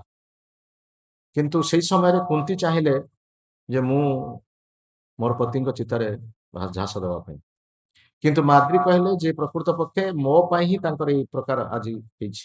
ସେ ମୃତ୍ୟୁବରଣ କଲେ କେବଳ ମୋ ପାଇଁ, ତେଣୁ ମୁଁ ତାଙ୍କ ଚିତାରେ ଯିବି। ଏଇଭଳି ଭାବରେ ଦୁଇ ଜଣଙ୍କ ଭିତରେ ତାଙ୍କ ଭିତରେ ବାଦାନବାଦ ହେଲା। କିନ୍ତୁ ମୁନି ଋଷିମାନେ ସମସ୍ତେ ନିର୍ଦ୍ଦିଷ୍ଟ କଲେ ଯେ ନା, ମାଦ୍ରୀ ଯିବା ଉଚିତ, କାରଣ କୁନ୍ତୀ ଯଦି ଯିବେ ମାଦ୍ରୀ ତାଙ୍କର ସମସ୍ତ ପିଲାମାନଙ୍କୁ ସ୍ନେହ ପ୍ରଦାନ କରିପାରିବେ ନାହିଁ, କାରଣ ମାଦ୍ରୀଙ୍କର ସେଭଳି ଆନ୍ତରିକତା ସମସ୍ତ ପୁତ୍ରଙ୍କ ପ୍ରତି ହବନି। କୁନ୍ତୀଙ୍କର ଯେଭଳି ସମସ୍ତ ପୁତ୍ରଙ୍କ ପ୍ରତି ଆନ୍ତରିକତା ଅଛି, କୁନ୍ତୀ ଏଭଳି ଏକ ନାରୀ, ସେ ସମସ୍ତ ପୁତ୍ରଙ୍କୁ ଏଭଳି ତାଙ୍କ ନିଜ ପୁତ୍ରଙ୍କ ବ୍ୟତୀତ ତାଙ୍କର ଅନ୍ୟ ସୌତୁଣୀଙ୍କର ପୁତ୍ର ବା ମାଦ୍ରୀଙ୍କ ପୁତ୍ର ପ୍ରତି ତାଙ୍କର ଅଧିକ ସ୍ନେହ ଅଛି। ସେ ସମସ୍ତ ପୁତ୍ରଙ୍କୁ ଭଲ ଭାବରେ ଲାଳନ ପାଳନ କରିପାରିବେ। ତେଣୁ ମାଦ୍ରୀ ତାଙ୍କର ପତିଙ୍କର ଚିତାରେ ସହଗାମୀ ହେବା ଉଚିତ। ତେଣୁ ସମସ୍ତ ମୁନି ଋଷିଙ୍କ ନିର୍ଦ୍ଦେଶ କ୍ରମେ ମାଦ୍ରୀ ଚିତାରେ ଝାସ ଦେଇଥିଲେ। ଏବଂ କୁନ୍ତୀ ସେ 5ଟି ପୁତ୍ରକୁ ନେଇକି ଯେତେବେଳେ ହସ୍ତିନାପୁରକୁ ଆସିଲେ, କୁନ୍ତୀଙ୍କ ନାମରେ ନାନା ପ୍ରକାର ଅପବାଦ ରଟନା କରାଗଲା। ଯେ ସ୍ୱାମୀଙ୍କ ସହିତ ତାଙ୍କର ତ ସମ୍ପର୍କ ନାହିଁ, ପୁତ୍ର କୋଉଠୁ ଆସିଲା? ଇଏ ଗୋଟେ ବିଟପି, ଇଏ ଗୋଟେ ହଉଛି ଯାହା କୁହାଯାଏ ଅସତୀ ସ୍ତ୍ରୀ, ଇଏ କାହା ସହିତ ଅନ୍ୟ କାହା ସହିତ ସମ୍ପର୍କ ରଖି ପୁତ୍ର ସନ୍ତାନ ପ୍ରସବ କରିଛି। ତେଣୁ କୁନ୍ତୀଙ୍କ ନାଁରେ ନାନା ପ୍ରକାର ଅପବାଦ ରଟନା କରାଗଲା। କୁନ୍ତୀଙ୍କର ବାଲ୍ୟ କାଳରୁ ଶେଷ ପର୍ଯ୍ୟନ୍ତ ସବୁବେଳେ ଅପବାଦ ଭିତରେ ହିଁ କୁନ୍ତୀ ଦେବୀ ଅଛନ୍ତି। ଯାହା କୁହାଯାଏ ଦୁଃଖର ବଳୟ ଭିତରେ କୁନ୍ତୀ, ମାନେ ଜୀବନର ସବୁ ସମୟରେ ଦୁଃଖଟାକୁ ସେ ମାଳା କରିକି ଧାରଣ କରିଛନ୍ତି। ଆମ ଜୀବନରେ ଯେତେବେଳେ ଦୁଃଖ ଆସୁଛି, ଆମ ଜୀବନରେ ଯେତେବେଳେ ବିପଦ ଆସୁଛି, ଆମେ ଅଧୀର ହେଇଯାଉଛୁ। ସେ ସମୟରେ ଆମେ କୁନ୍ତୀଙ୍କର ଜୀବନକୁ ସ୍ମରଣ କରିବା ଉଚିତ, ଯେ କୁନ୍ତୀଙ୍କ ଜୀବନରେ କେତେ ବିପଦ ଆସିଛି ଏବଂ ସବୁ ବିପଦକୁ କିଭଳି ଭାବରେ ସେ ସହ୍ୟ କରିଛନ୍ତି। ବିପଦା ସନ୍ତୁ ତତ୍ର ତତ୍ର ଜଗଦ୍ଗୁରୁ ଭବତୋ ଦର୍ଶନ ସ୍ୟାତ୍ ନ ପୁନର୍ଭବ ଦର୍ଶନ। ମୋ ଜୀବନରେ ବରାବର ବିପଦ ଆସୁ। କିଏ ଚାହେଁ ଜୀବନରେ ବିପଦ? କିଏ ଚାହେଁ ଜୀବନରେ ଦୁଃଖ? ସମସ୍ତେ ଜୀବନରେ ଶାନ୍ତି ଚାହାନ୍ତି, ସମସ୍ତେ ଜୀବନରେ ଆନନ୍ଦ ଚାହାନ୍ତି, କିନ୍ତୁ କୁନ୍ତୀ ସର୍ବଦା ଦୁଃଖକୁ ହିଁ ଆହ୍ୱାନ କରୁଛନ୍ତି। କାହିଁକି? ସେ ଜଣେ କଣ ନିର୍ବୁଦ୍ଧିଆ ସ୍ତ୍ରୀ ଲୋକ ଥିଲେ? ସେ ବହୁ ବୁଦ୍ଧିମତୀ ଥିଲେ। କାହିଁକି ସେ ବିପଦକୁ ଆହ୍ୱାନ କରିଥିଲେ ଆମେ ତାହା ତାଙ୍କର ସ୍ତୁତିରେ କହିବା। ତେଣୁ ଯେତେବେଳେ କୁନ୍ତୀ ତାଙ୍କର ପିଲାମାନଙ୍କୁ ନେଇକି ଆସିଛନ୍ତି, ତାଙ୍କ ନାମରେ ବହୁ ଅପବାଦ ଆସିଲା ଯେ କୋଉଠୁ ଏ ସନ୍ତାନ ଆସିଲେ? ପାଣ୍ଡୁଙ୍କ ସହିତ ତାଙ୍କର ତ ସମ୍ପର୍କ ନାହିଁ, ସନ୍ତାନ କୋଉଠୁ ଆସିଲେ? ତେଣୁ ଏଇଭଳି ଅପବାଦ ଯେତେବେଳେ ଆସିଲା, ସେତେବେଳେ ବ୍ୟାସଦେବ ହିଁ କହିଲେ ଯେ ପ୍ରକୃତର ଘଟଣା କଣ ହେଇଛି। ଏବଂ ବ୍ୟାସଦେବଙ୍କ କହିବା ପରେ ଥମିଲା କଥା। ସେଠୁ ପିତାମହ ଭୀଷ୍ମ ତାଙ୍କୁ ତାଙ୍କର ରାଜପ୍ରସାଦକୁ ନେଇଥିଲେ ଏବଂ କୁନ୍ତୀ ରାଣୀର ସମ୍ମାନ ପ୍ରାପ୍ତ ହେଇଥିଲେ। କିନ୍ତୁ ସିନା ରାଜାରାଣୀର ସମ୍ମାନ ପ୍ରାପ୍ତ ହେଲେ, କିନ୍ତୁ ତାଙ୍କ ପିଲାମାନଙ୍କ ଉପରେ ସବୁବେଳେ ବିପଦର ଘଟା ଘନେଇ ଆସିଲା। ଭୀମ ଥିଲେ ଟିକେ ସୁସ୍ଥ ସବଳ ଥିଲେ ଭୀମ, ଏବଂ ତାଙ୍କର ଖାଇବାର ଲୋଭ ଥିଲା, ଯୋଉଥିପାଇଁ ଧୃତରାଷ୍ଟ୍ରଙ୍କର ପୁତ୍ର ଦୁର୍ଯ୍ୟୋଧନ ଏବଂ ଦୁଃଶାସନ ଭୀମକୁ ଜୀବନରୁ ମାରିଦେବା ପାଇଁ ଚାହୁଁଥିଲେ। ତେଣୁ ଜୀବନ ଯେତେବେଳେ ମାରିଦେବା ପାଇଁ ଚାହୁଁଥିଲେ, ସେତେବେଳେ ସେ କଣ କଲେ ନା, ଭୀମର ମିଠା ଖାଇବା ପାଇଁ ବହୁତ ଲୋଭ, ସେତେ କ୍ଷୀରିରେ ବିଷ ମିଶେଇ ଦେଲେ। ଭୀମକୁ ସେ କ୍ଷୀରି ଦେଇଦେଲେ, ବିଷ ମିଶା କ୍ଷୀରି ଦେଇଦେଲେ। ଯେତେବେଳେ ଭୀମଟି ଖାଇ ମୂର୍ଚ୍ଛା ହେଇଗଲେ, ଅଚେତନ ହେଇଗଲେ। ଅଚେତନ ହେଲା ପରେ ଏମାନେ ଭାବିଲେ ଯେ ମରିଗଲା ଭୀମ, ତାକୁ ନେଇକି ପକେଇଦେଲେ ଗଙ୍ଗା ନଦୀରେ। ଏବଂ ଗଙ୍ଗା ନଦୀରେ ସେ ଭାସି ଭାସିକି ପାତାଳ ମଧ୍ୟରୁ ପ୍ରବେଶ କଲେ ଏବଂ ସର୍ପମାନଙ୍କ ଭିତରକୁ ସେ ଆସିଗଲେ। ସର୍ପମାନେ ତାକୁ ଦଂଶନ କଲେ ଭୀମଙ୍କୁ। ସର୍ପଙ୍କର ବିଷ ଆଉ ନିଜେ ପିଇଛନ୍ତି ବିଷ, ୟା ଭିତରେ ଯାହା କୁହନ୍ତି ବିଷ ହିଁ ବିଷକୁ କାଟେ। ତେଣୁ ସିଏ ସର୍ପ ଦଂଶନ କରିବା ପରେ ସେ ବିଷ ଚାଲିଗଲା ତାଙ୍କର ଏବଂ ସେ ଜୀବନ ପାଇଗଲେ। ଭୀମ ଜୀବନ ପାଇଗଲା ପରେ ସେ ସର୍ପ ସହିତ ଲଢେଇ ଆରମ୍ଭ କଲେ। ସର୍ପ ସହିତ ଲଢେଇ ଆରମ୍ଭ କଲେ, ସର୍ପମାନେ ଭୟଭୀତ ହୋଇ ତାଙ୍କୁ କୌଣସି ପ୍ରକାର ନେଇକି ବାସୁକୀଙ୍କ ପାଖରେ ପହଞ୍ଚିଲେ। ଏବଂ ବାସୁକୀଙ୍କ ପାଖରେ ଯେତେବେଳେ ପହଞ୍ଚିଲେ, ସେତେବେଳେ ବାସୁକୀ ଭୀମକୁ ପଚାରିଲେ ତୁମେ କିଏ, ତୁମର ବଂଶ ପରିଚୟ କଣ? ଏବଂ ଯେତେବେଳେ ଭୀମ ବଂଶ ପରିଚୟ ପ୍ରଦାନ କଲେ, ସେତେବେଳେ ବାସୁକୀଙ୍କ ପାଖରେ ଯୋଉ ଅନ୍ୟ କେତେକ ସର୍ପ ଥିଲେ, ସେମାନେ ତାଙ୍କର ବଂଶ ସହିତ ଭୀମଙ୍କର ସମ୍ପର୍କ ଅଛି ବୋଲି ଜାଣିଲେ। ଯେତେବେଳେ ଭୀମଙ୍କୁ ବହୁତ ସ୍ନେହ ସେମାନେ କଲେ ଏବଂ ଭୀମ ପାଇଁ ତାଙ୍କୁ ସ୍ୱାଗତ ସମ୍ବର୍ଦ୍ଧନା କଲେ, ବହୁତ ଅଳଙ୍କାର ଇତ୍ୟାଦି ତାଙ୍କୁ ଦେଲେ। ଏବଂ ତାପରେ ତାଙ୍କୁ କହିଲେ ଯେ ତୁମର ବର୍ତ୍ତମାନ 2000 ହସ୍ତିର ବଳ ଅଛି। ବର୍ତ୍ତମାନ ତ ହର୍ସ ପାୱାର, କିନ୍ତୁ ସେତେବେଳେ ଏଲିଫେଣ୍ଟ ପାୱାର ଥିଲା। ତାଙ୍କର 2000 ହସ୍ତିର ବଳ ଥିଲା ଭୀମଙ୍କର ସେତେବେଳେ। ତାକୁ ଆଉ 8ଟି ଅମୃତ କୁଣ୍ଡ ପାନ କରିବାକୁ ଦେଲା। 8ଟି ଅମୃତ କୁଣ୍ଡ ଥିଲା, ସେଥିରେ 8ଟି ଅମୃତ କୁଣ୍ଡରୁ ଅମୃତ ପାନ କଲେ ଭୀମ। ଯୋଉଥିପାଇଁ ବର୍ତ୍ତମାନ ତାଙ୍କର ହେଲା କେତେ ହଜାର ହସ୍ତି, 10,000 ହସ୍ତିର ବଳ ପ୍ରାପ୍ତ ହେଲେ। ତାହେଲେ ଯୋଉ ବିପଦରେ ପକେଇଥିଲେ ଦୁର୍ଯ୍ୟୋଧନ ଏବଂ ଦୁଃଶାସନ, ତାଙ୍କ ପାଇଁ ସେଟା ସମ୍ପଦରେ ପରିଣତ ହେଲା। ତାପରେ ଭୀମ ଯେତେବେଳେ ବାହାରକୁ ଆସିଲେ ସମସ୍ତେ ଆଶ୍ଚର୍ଯ୍ୟ ହେଲେ ଯେ ଭୀମ କେମିତି ଆସିଲେ, ସେ ହଉଛି ଭଗବତ ଇଚ୍ଛା। ତାପରେ ମଧ୍ୟ ଯେତେବେଳେ ପାଞ୍ଚ ଭାଇ ଅଛନ୍ତି ଏବଂ କୌରବଙ୍କର ତାଙ୍କର 100 ପୁଅ ଅଛନ୍ତି, ସେତେବେଳେ ଧୃତରାଷ୍ଟ୍ର ତାଙ୍କୁ ଏକ ମନ୍ତ୍ରଣା କରି କହିଲେ ଯେ ତୁମେ ମାନେ ସମସ୍ତେ ଏକ ସ୍ଥାନ ରହିବାଟା ଠିକ ନୁହେଁ, ତୁମ ପାଇଁ ବାରୁଣା ବନ୍ତରେ ଗୋଟେ ଆମେ ସୁନ୍ଦର କୁଟୀର ନିର୍ମାଣ କରିଛୁ ରାଜପ୍ରାସାଦ ଭଳି, ସେଇଠାରେ ତୁମେ ରୁହ 5 ଭାଇ, ଆଉ ମା ରୁହନ୍ତୁ ସେଠାରେ, କୁନ୍ତୀ ଦେବୀ ସେଠାରେ ରୁହନ୍ତୁ, ସେଠି ତୁମେ ରହିକି ତୁମର ସେଠି ଯୋଉ ପ୍ରଜାମାନେ ଅଛନ୍ତି ତାଙ୍କୁ ଶାସନ କର। ହସ୍ତିନାପୁର ତୁମ ପାଇଁ ସମସ୍ତଙ୍କ ପାଇଁ ପର୍ଯ୍ୟାପ୍ତ ନୁହେଁ, ତେଣୁ ତୁମେ ଯାଇକି ରୁହ ସେଠାରେ। କିନ୍ତୁ ତାଙ୍କର ଉଦ୍ଦେଶ୍ୟ ଅଛି ସେ ବାରୁଣାବନ୍ତରେ ଯୋଉ ଯତୁଗୃହ ନିର୍ମାଣ କରାଯିବ, ସେଥିରେ ଅଗ୍ନି ସଂଯୋଗ କରାଯିବ ଏବଂ ସେଥିରେ ସମସ୍ତେ ମୃତ୍ୟୁବରଣ କରିବେ। ଏଟାକୁ ଜାଣିଥିଲେ କିଏ? ବିଦୁର। ଏବଂ ବିଦୁର ତାଙ୍କର ମ୍ଲେଚ୍ଛ ଭାଷାରେ ଯୁଧିଷ୍ଠିରଙ୍କୁ କହିଲେ, ଯୋଉଟାକୁ ଅନ୍ୟ କେହି ବୁଝିପାରିଲେନି। କଣ କହିଲେ? ନା ଯେତେବେଳେ ଜଙ୍ଗଲ ଭିତରେ ଅଗ୍ନି ସଂଯୋଗ ହୁଏ, ସେତେବେଳେ ଗୋଟିଏ ଜୀବ ସୁରକ୍ଷିତ ରହେ। କିଏ ସେ? ମୂଷା। କାହିଁକି ନା ମୂଷାଟା ଗର୍ତ୍ତ ଭିତରେ ଥାଏ। ଗର୍ତ୍ତ ଭିତରେ କେମିତି ନିଆଁ ପଶିବ? ତେଣୁ ୟାଙ୍କୁ ଯୁଧିଷ୍ଠିର ପ୍ରକୃତରେ ବୁଝିପାରିଲେ, ଯୁଧିଷ୍ଠିର ବହୁତ ବୁଦ୍ଧିମାନ ଥିଲେ, ସେ ବୁଝିପାରିଲେ ଯେ ଆମେ ଯୋଉ ଗୃହରେ ରହିବା ନିଶ୍ଚିତ ଭାବରେ ଭବିଷ୍ୟତରେ ଅଗ୍ନି ସଂଯୋଗ ହବ, ତେଣୁ ଆମକୁ ଗର୍ତ୍ତ କରିକି ସୁଡ଼ଙ୍ଗ କରି ଖସିବା ପାଇଁ ପଡିବ। ତେଣୁ ଭୀମଙ୍କୁ କହିକି ସେଠି ଗର୍ତ୍ତ ଆରମ୍ଭ କଲେ ଏବଂ ଗର୍ତ୍ତ କରି ସେମାନେ ଚାଲିଯିବା ପୂର୍ବରୁ ସେ ଗୃହକୁ ଅଗ୍ନି ସଂଯୋଗ କଲେ। ଏବଂ ସେ ଗୃହରେ ଆଗରୁ ଥିଲେ କିଏ? ଜଣେ ଗୋଟେ ଶବର ଏବଂ ତାଙ୍କର ଶବରଙ୍କର ମା ଏବଂ 5 ପୁତ୍ର ସେଠାରେ ଥିଲେ ଏବଂ ସେମାନେ ସମସ୍ତେ ପୋଡ଼ି ଜଳି ମରିଗଲେ। ପରବର୍ତ୍ତୀ ସମୟରେ ଯେତେବେଳେ ସମ୍ପୂର୍ଣ୍ଣ ଗୃହ ଯେତେବେଳେ ଅଗ୍ନିରେ ପୋଡ଼ିଗଲା, ସେତେବେଳେ ତା ପରେ ପରେ ଦେଖାଗଲା ଯେ 5ଟି ପୁତ୍ର ଏବଂ ମାଟି ପୋଡ଼ିକି ମରିଛନ୍ତି ତା ଭିତରେ। ଆଉ ସମସ୍ତେ ଭାବିଲେ ଯେ ପାଣ୍ଡବ 5 ଜଣ ମରିଯାଇଛନ୍ତି ଏବଂ କୁନ୍ତୀ ମଧ୍ୟ ତାଙ୍କ ଭିତରେ ପୋଡ଼ି ଯାଇଛନ୍ତି। ଚାରିଆଡ଼େ ରାଷ୍ଟ୍ର ହେଲା, ସମସ୍ତେ ଶୋକ ପ୍ରକାଶ କଲେ। ଏମାନେ ଯୋଉମାନେ କୌଶଳ କରିଛନ୍ତି ବା ଯୋଉମାନେ କୂଟନୀତି ପ୍ରୟୋଗ କରିକି ସେମାନେ ମାରିଛନ୍ତି, ସେମାନେ ମଧ୍ୟ ଶୋକ ପ୍ରକାଶ କଲେ। ଏବଂ କୃଷ୍ଣ ବଳରାମ ମଧ୍ୟ ଜାଣିଛନ୍ତି, ତଥାପି ମଧ୍ୟ ସେମାନେ ମଧ୍ୟ ଶୋକ ପ୍ରକାଶ କଲେ। ସମସ୍ତେ ଶୋକ ପ୍ରକାଶ କଲେ ପାଣ୍ଡବମାନଙ୍କ ପାଇଁ, ସେ ଚାଲିଗଲେ। କିନ୍ତୁ ପାଣ୍ଡବମାନେ ସେଥିରୁ ରକ୍ଷା ପାଇ ଗଲେ, ଏକଚକ୍ରା ଗ୍ରାମରେ ପହଞ୍ଚିଲେ ଏବଂ ବ୍ୟାସଦେବ ତାଙ୍କୁ ନେଇ ଗୋଟେ ବ୍ରାହ୍ମଣ ପରିବାର ରଖିଲେ। ତାପରେ ତ ସେ ସବୁ ରହିଛି ବର୍ଣ୍ଣନା। ଏବଂ ସେଠାରୁ କେମିତି ତାପରେ ଗଲେ ସେ ଦ୍ରୌପଦୀଙ୍କର ସ୍ୱୟଂବର ସଭାକୁ ଗଲେ, ବ୍ରାହ୍ମଣ ବେଶରେ ଅଛନ୍ତି। ଏବଂ ସେଠାରେ ଯୋଉ ସ୍ୱୟଂବରରେ ଗୋଟେ ବିଚିତ୍ର ତାର ଥିଲା ଯେ ଉପରେ ମାଛ ଗୋଟେ ଚକ୍ର ଭିତରେ ଘୁରୁଛି ଏବଂ ତାର ପ୍ରତିବିମ୍ବଟା ପଡିଛି ଗୋଟେ ଜଳକୁଣ୍ଡ ଭିତରେ, ଏବଂ ସେ ଜଳକୁଣ୍ଡକୁ ଲକ୍ଷ୍ୟ କରିକି ମାଛକୁ ସର ମାରିବେ ଏବଂ ସେ ସର ଯଦି ମାଛର ଆଖି ଭିତରେ ବାଜିବ, ଯିଏ ବଜେଇ ପାରିବ ସିଏ ହବ ଦ୍ରୌପଦୀଙ୍କର ପତି। ଦ୍ରୌପଦୀଙ୍କର ପତି ଦ୍ରୁପଦ ଏଇ ଯୋଉ ପ୍ରଥାଟି ବା ପ୍ରସ୍ତାବଟି ରଖିଥିଲେ। ସେଥିରେ କେହି ଯାହା କୁହାଯାଏ ସେଥିରେ ସେ ମାନେ ଜୟଯୁକ୍ତ ବା କେହି ସେଥିରେ ସମ୍ଭବ ତାଙ୍କର କାହାର ହେଇପାରୁନଥିଲା, ତୀର ବାଜି ପାରୁନଥିଲା। କେବଳ କର୍ଣ୍ଣ ଯେତେବେଳେ ଗଲେ, କର୍ଣ୍ଣ ଯେତେବେଳେ ସରସନ୍ଧାନ କରିବା ପାଇଁ ବାହାରିଲେ, ସେତେବେଳେ ଦ୍ରୌପଦୀ ତାଙ୍କୁ ମନା କଲେ, ନା ନା, ଇଏ କୌଣସି ବଂଶରେ, ଏଇ କ୍ଷତ୍ରିୟ ବଂଶର ନୁହନ୍ତି କି ବ୍ରାହ୍ମଣ ବଂଶର ନୁହନ୍ତି, ତେଣୁ ତାଙ୍କୁ କୌଣସି ପ୍ରକାର ସୁଯୋଗ ଦିଆଯିବ ନାହିଁ। ଯୋଉଥିପାଇଁ କର୍ଣ୍ଣ ସେଥିରେ ଅପମାନିତ ହେଲେ।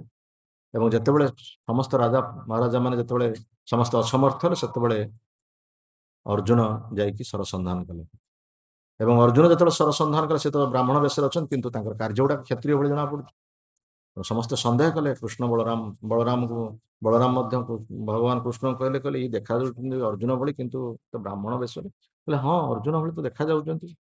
ଭଗବାନ କୃଷ୍ଣ ଅଜାଣିଲା ଭଳି କହୁଛନ୍ତି।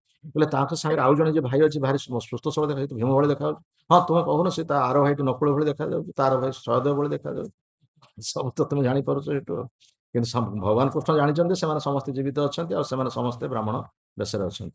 ତାପରେ ଦ୍ରୌପଦୀଙ୍କୁ ସେ ବିବାହ କରିକି ନେଇଗଲେ ଏବଂ ପରେ ପରେ ଦ୍ରୌପଦୀଙ୍କୁ ବିବାହ କରିବା ପରେ ସମସ୍ତ ଚାରିଆଡେ ରାଷ୍ଟ୍ର ହେଲା ଯେ ଏମାନେ ପ୍ରକୃତରେ ପାଣ୍ଡବ, ଆଉ ତାଙ୍କୁ ମଧ୍ୟ ପୁଣି ରାଜ୍ୟ ତାଙ୍କୁ ହସ୍ତିନାପୁର ଅଧା ରାଜ୍ୟ ଦିଆଗଲା। କିନ୍ତୁ ଅଧା ରାଜ୍ୟ ଦିଆଗଲା ପରେ ମଧ୍ୟ କୂଟ ଚକ୍ରାନ୍ତ କମିଲା ନାହିଁ। ପୁଣି ଦୁର୍ଯ୍ୟୋଧନ ଶକୁନିଙ୍କ ସହିତ ମନ୍ତ୍ରଣା କରି ପଶା ଖେଳକୁ ନିମନ୍ତ୍ରଣ କରାଗଲା। ପଶା ଖେଳରେ ଶକୁନି କୌରବମାନଙ୍କର ପକ୍ଷରେ ଖେଳିବେ ଏବଂ ଯୁଧିଷ୍ଠିର ମହାରାଜଙ୍କୁ ଅନୁରୋଧ କରାଗଲା ପ୍ରଥମେ ଖେଳିବା ପାଇଁ। ଯୁଧିଷ୍ଠିର ମହାରାଜଙ୍କୁ ପ୍ରଥମେ ଜିତେଇ ଦିଆଗଲା।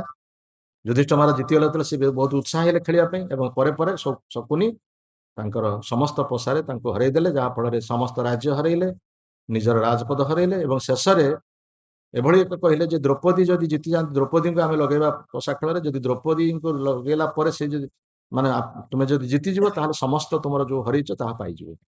ଆଉ ଦ୍ରୌପଦୀଙ୍କୁ ଯଦି ହରେଇଦବ ତାହେଲେ ସେ ଦ୍ରୌପଦୀ ମଧ୍ୟ ଚାଲିଯିବ। ଦ୍ରୌପଦୀଙ୍କୁ ମଧ୍ୟ ସେ ତାଙ୍କୁ ଦାସୀ ଭାବରେ ସେ ନିଯୁକ୍ତ କରିବେ।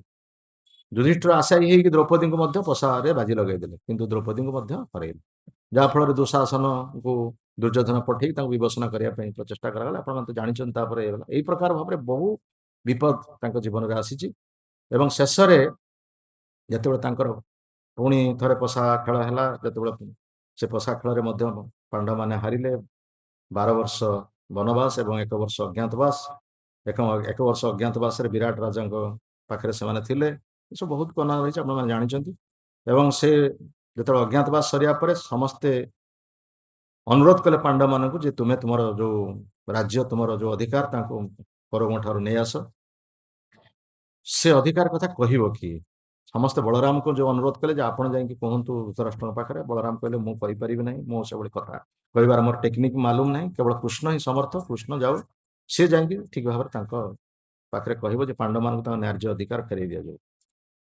ତେଣୁ ସମସ୍ତେ ପ୍ରଥମେ ରାଜି ହେଲେ କୃଷ୍ଣଙ୍କୁ ପଠେଇବା ପାଇଁ, କିନ୍ତୁ କୃଷ୍ଣ କହିଲେ ଠିକ ଅଛି ମୁଁ କହିବି, ଯଦି ସେମାନେ ରାଜି ନୁହନ୍ତି ମୁଁ ପାଣ୍ଡବ ପାଇଁ 5ଟି ପଡା ମାଗିବି, 5ଟି ଗ୍ରାମ ବା 5ଟି ସହର। ସେଥିରେ ଯଦି ରାଜି ହେଇଗଲେ ତାହେଲେ ପାଣ୍ଡବମାନେ ତାଙ୍କୁ ଆମେ ସେଥିରେ ସନ୍ତୁଷ୍ଟ କରିଦେବା, ଆଉ ରାଜ୍ୟ ପାଇଁ ଆମେ ମାଗିବାନି।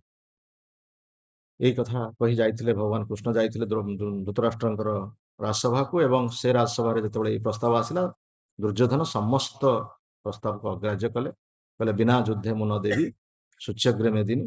ଏବଂ ଯୁଦ୍ଧ ଆରମ୍ଭ ହେଲା, ଯାହାଫଳରେ ଯୁଦ୍ଧ ହେଇକି ସମସ୍ତ ସେନାମାନେ ମୃତ୍ୟୁବରଣ କଲେ କୌରବ ପକ୍ଷର, ଏବଂ ଦୁର୍ଯ୍ୟୋଧନ ମଧ୍ୟ ତାର ଜାନୁଭଗ୍ନ ହେଲା। ଭୀମ ତାର ଜାନୁଭଗ୍ନ କରି ଯେତେବେଳେ ପଡିଛି କ୍ଷେତ୍ରରେ, ସେତେବେଳେ ବହୁତ ମାନେ ଶୋକାକୁଳ ଅବସ୍ଥା, ଯିଏକି ହସ୍ତିନାପୁରର ରାଜା, ଯିଏ ବର୍ତ୍ତମାନ ଭୂମିରେ ଶୟନ କରୁଛନ୍ତି। ସେତେବେଳେ ସମସ୍ତ ସୈନ୍ୟ ମୃତ, ପ୍ରାୟ 3 ଜଣ ବଞ୍ଚିଛନ୍ତି, ଅଶ୍ୱତ୍ଥମା, ଋତବର୍ମା ଏବଂ କୃପାଚାର୍ଯ୍ୟ। ଏଇ 3 ଜଣ ସୈନ୍ୟ ରାତ୍ରିରେ ଆସିକି ଦୁର୍ଯ୍ୟୋଧନ ପାଖରେ ପହଞ୍ଚିଲେ। ଦୁର୍ଯ୍ୟୋଧନ ସେତେବେଳେ ଜାନୁଭଗ୍ନ ହେଇକି ପଡିଛି। ସେତେବେଳେ ଅଶ୍ୱତ୍ଥମା ତାଙ୍କୁ କହିଲେ ଦେଖ ବନ୍ଧୁ, ତୁମର ଏଇ ଅବସ୍ଥା ଦେଖି ମୋ ବହୁତ ଦୁଃଖ ହଉଛି, ଏବଂ ତାର ମୁଁ ପ୍ରତିଶୋଧ କୌଣସି ପ୍ରକାର ଭାବରେ ନେବି। କଣ ପ୍ରତିଶୋଧ ନବ ନା, ମତେ ବର୍ତ୍ତମାନ ତୁମେ ସେନାପତି ରୂପରେ ମନସ୍ଥ କର, ବା ମତେ ତୁମେ ସେନାପତି ପଦରେ ଯୁକ୍ତ କର। ତେଣୁ ମୁଁ ବର୍ତ୍ତମାନ ଏଇ ରାତ୍ରିରେ ମୁଁ ଯୁଦ୍ଧ କରିବା ଆରମ୍ଭ କରିବି। ରାତିରେ ସମସ୍ତେ ଶୋଇଥିବା ଅବସ୍ଥାରେ ମୁଁ ପାଣ୍ଡବମାନଙ୍କୁ 5 ପାଣ୍ଡବଙ୍କୁ ମାରିଦେଇ ଚାଲି ଆସିବି। କିନ୍ତୁ ଦୁର୍ଯ୍ୟୋଧନ ସେଥିରେ ସମ୍ମତ ହେଲେ ନା, କହିଲେ ନା ନା ଏଇଟା ଠିକ ନୁହେଁ। କିନ୍ତୁ ସେଇ ସମୟରେ ଦେଖିଲେ ଗୋଟିଏ ଅଦ୍ଭୁତ ଦୃଶ୍ୟ। ଗୋଟିଏ ପେଚାଟିଏ ସେ କଣ କରିଛି ନା, କେତେକ ସବୁ ଯୋଉ ପକ୍ଷୀ ମାନଙ୍କ ବସାରେ ରାତ୍ରିରେ ସେ କଣ କରିଛି ନା, ସେ ସବୁ ଆକ୍ରମଣ କରିଛି। ପେଚା ଆକ୍ରମଣ କରି ବହୁତ ପକ୍ଷୀଙ୍କୁ ମାରି ଦେଇଛି। କିନ୍ତୁ ପେଚାଟା ଦିନ ବେଳା ହଉଛି ଅନ୍ଧ, ପେଚା ଦିନ ବେଳେ ଦେଖାଯାଏନି, କିନ୍ତୁ ରାତ୍ରିରେ ତାକୁ ଦେଖାଯାଉଛି। ଏଇଥିରୁ ଶିକ୍ଷା ପାଇଲେ ଅଶ୍ୱତ୍ଥମା ଯେ ରାତ୍ରି କାଳରେ ଆମେ ଯୁଦ୍ଧ କରିବା, ବା ରାତ୍ରି କାଳରେ ଆମେ ଆକ୍ରମଣ କରିବା ଏବଂ ପାଣ୍ଡବମାନଙ୍କୁ ମାରିଦେବା, 5 ପାଣ୍ଡବଙ୍କୁ ମାରିକି ପଳେଇ ଆସିବା ସେମାନେ ଶୋଇଥିବା ଅବସ୍ଥାରେ। ତେଣୁ ଭଗବାନ ଏଇ କଥା ଜାଣନ୍ତି, ଭଗବାନ ଅନ୍ତର୍ଯାମୀ ରୂପରେ ସବୁ ଜାଣିଛନ୍ତି। ଯୋଉଠି ପାଣ୍ଡବମାନେ ଶୟନ କରନ୍ତି, ଯୋଉ ପ୍ରତ୍ୟେକ ଦିନ ଯୋଉଠାରେ ଶୟନ କରନ୍ତି, ଯୁଦ୍ଧ ଶେଷରେ ପାଣ୍ଡବମାନଙ୍କୁ ଭଗବାନ କୃଷ୍ଣ କହିଛନ୍ତି ଯେ ଆଜି ହେଉଛି ଆନନ୍ଦର ଉତ୍ସବ, ତେଣୁ ତୁମେ ମାନେ ମୋ ପାଖରେ ଶୋଇବ। ଆଜି ଆମେ ଯୁଦ୍ଧ ବିଷୟରେ ସମସ୍ତେ ଆଲୋଚନା କରିବା, ତୁମ 5 ଭାଇ ତୁମେ ମୋ ପାଖରେ ଶୋଇବ, ଆଉ ତୁମର ଶଯ୍ୟାରେ ଶୋଇବେ ତୁମ ପୁତ୍ରମାନେ। ତେଣୁ ତାଙ୍କ ଶଯ୍ୟାରେ ତାଙ୍କ ପୁତ୍ରମାନଙ୍କୁ ଶୟନ କରି 5 ଜଣ ପାଣ୍ଡବକୁ ଭଗବାନ କୃଷ୍ଣ ନିଜ ପାଖରେ ଶୋଇଦିଏ। ଏଇ ସମୟରେ ଅଶ୍ୱତ୍ଥମା ପ୍ରବେଶ କରିକି, ଯିଏ ସେନାପତି ଥିଲେ ପାଣ୍ଡବ ପକ୍ଷରେ ଧୃଷ୍ଟଦ୍ୟୁମ୍ନଙ୍କୁ, ତାଙ୍କୁ କାଟି ଦେଇଛନ୍ତି। ତା ସହିତ ଯୋଉଠି ପାଣ୍ଡବମାନେ ଶୋଇଥିଲେ ସେଇ 5 ଜଣଙ୍କର ମୁଣ୍ଡ କାଟିକି ଆଣିକି ଦୁର୍ଯ୍ୟୋଧନ ପାଖରେ ପହଞ୍ଚନ୍ତି। ଏବଂ ଦୁର୍ଯ୍ୟୋଧନ ପାଖରେ ପହଞ୍ଚି କହିଲେ ଦେଖନ୍ତୁ ଆଜି ମୋ ପାଣ୍ଡବ 5 ଜଣଙ୍କର ମୁଣ୍ଡ କାଟିକି ଚାଲି ଆସିଛି। ଦୁର୍ଯ୍ୟୋଧନ ଆଶ୍ଚର୍ଯ୍ୟ ହେଲେ, କହିଲେ ଆରେ ତୁମେ 5 ଜଣଙ୍କର ମୁଣ୍ଡ କାଟିକି ପଳେଇ ଆସିଲ, କୃଷ୍ଣ ଥାଉ ଥାଉ, ମତେ କାହିଁ ତ ବିଶ୍ୱାସ ହଉନି। ଦେଲ ଦେଲ ଦେଖିବା ଟିକେ ସେ ମୁଣ୍ଡ ଦେଖିବା ଟିକେ। ଏହା କହି ସେ ମୁଣ୍ଡରେ ରାତ୍ରିରେ ଯେତେବେଳେ ହାତ ମାରୁଛନ୍ତି, ଦେଖୁଛନ୍ତି କୋମଳ ମୁଣ୍ଡ ଗୁଡାକ ଲାଗୁଛି। କଣ କାରଣ ପୁଅ ମାନେ ପିଲାମାନଙ୍କର ଅତି କମଳ ମୁଣ୍ଡ ଗୁଡାକ, ଏଇ ତ ପାଣ୍ଡବ ମାନଙ୍କ ମୁଣ୍ଡ ନୁହେଁ। ଆରେ ଆରେ ପାଣ୍ଡବଙ୍କର ପୁତ୍ରଙ୍କ ମୁଣ୍ଡ ନେଇ ଚାଲି ଆସିଲ ତୁମେ, କଣ କଲ ତୁମେ? ପ୍ରଥମେ ଖୁସି ହେଇଥିଲେ, ତାପରେ ଦୁଃଖ ହେଇଥିଲେ, ଦୁଃଖ ହେଲା ଆସିଲା, ସେଠି ସେ ମୃତ୍ୟୁବରଣ କଲେ। ଦୁର୍ଯ୍ୟୋଧନ ଯୋଉ ଶେଷ ସନ୍ତକ ଥିଲା କୌରବ ବଂଶର, ସିଏ ସେଠି ଚାଲିଗଲେ। ଦୁର୍ଯ୍ୟୋଧନ ଚାଲିଗଲା ପରେ ଅଶ୍ୱତ୍ଥମା କ୍ରୁଦ୍ଧ ହେଇକି ସେଠୁ କହିଲେ ଯେ ମୁଁ ଆଉ ଗୋଟିଏ ବ୍ୟବସ୍ଥା କରିବି, ଯେ ପରୀକ୍ଷିତ ଯେ ଅଛନ୍ତି ବର୍ତ୍ତମାନ ଉତ୍ତରାଙ୍କ ଗର୍ଭରେ, ତାଙ୍କୁ ମୁଁ ବ୍ରହ୍ମାସ୍ତ୍ର ପେଶିବି। ତେଣୁ ସିଏ ବ୍ରହ୍ମାସ୍ତ୍ର ପେଶିଛନ୍ତି, ଏବଂ ସେଇ ସମୟରେ ଉତ୍ତରା କାନ୍ଦି କାନ୍ଦିକି ଭଗବାନଙ୍କ ନିକଟରେ ପହଞ୍ଚିଛନ୍ତି। ଉତ୍ତରା ଯେତେବେଳେ ଗର୍ଭ ତାଙ୍କର ବ୍ରହ୍ମାସ୍ତ୍ର ପେଶିଛି ଏବଂ ଜାଣିପାରୁଛନ୍ତି ଯେ ଅସ୍ତ୍ର ପ୍ରେଷଣ ହେଇଛି ଏବଂ ସେ ସମୟରେ ଉତ୍ତରା କାନ୍ଦି କାନ୍ଦି ଭଗବାନ କୃଷ୍ଣଙ୍କ ନିକଟରେ ପହଞ୍ଚନ୍ତି। ପାହି ପାହି ମହାଯୋଗୀନ ଦେବ ଦେବ ଜଗତପତେ ନାନ୍ୟତ୍ୱଂ ଅଭୟଂ ପଶ୍ୟେ ଯତ୍ ମୃତ୍ୟୁ ପରସ୍ପରମ୍। ହେ ଭଗବାନ ମତେ ସୁରକ୍ଷା ଦିଅନ୍ତୁ, ହେ ପ୍ରଭୁ, ହେ ଜଗନ୍ନାଥ, ହେ ଜଗତପତି, ମତେ ଆପଣ ସୁରକ୍ଷା ଦିଅନ୍ତୁ। ଆପଣଙ୍କ ବ୍ୟତୀତ ମତେ ଆଉ କେହି ସୁରକ୍ଷା ଦେବା ପାଇଁ ମୁଁ କାହାକୁ ଦେଖୁନାହିଁ। କାହିଁକି ନା ଏଇ ଜଗତ ହଉଛି ଦ୍ୱନ୍ଦ୍ୱପୂର୍ଣ୍ଣ ଜଗତ, ଏ ଜଗତ ହଉଛି ଦ୍ୱୈତପୂର୍ଣ୍ଣ ଜଗତ। ଏଠି ଏଇ ଜଗତରେ ଦୁଇଟି ଜିନିଷ ଅଛି, ହସ ଅଛି, କାନ୍ଦ ଅଛି, ଭଲ ଅଛି, ମନ୍ଦ ଅଛି, ସୁଖ ଦୁଃଖ ଅଛି, ନ୍ୟାୟ ଅଛି, ଅନ୍ୟାୟ ଅଛି। এই ସବୁ ଜିନିଷ ଦୁଇଟି ଜିନିଷ ଅଛି, ଜନ୍ମ ଅଛି, ମୃତ୍ୟୁ ଅଛି।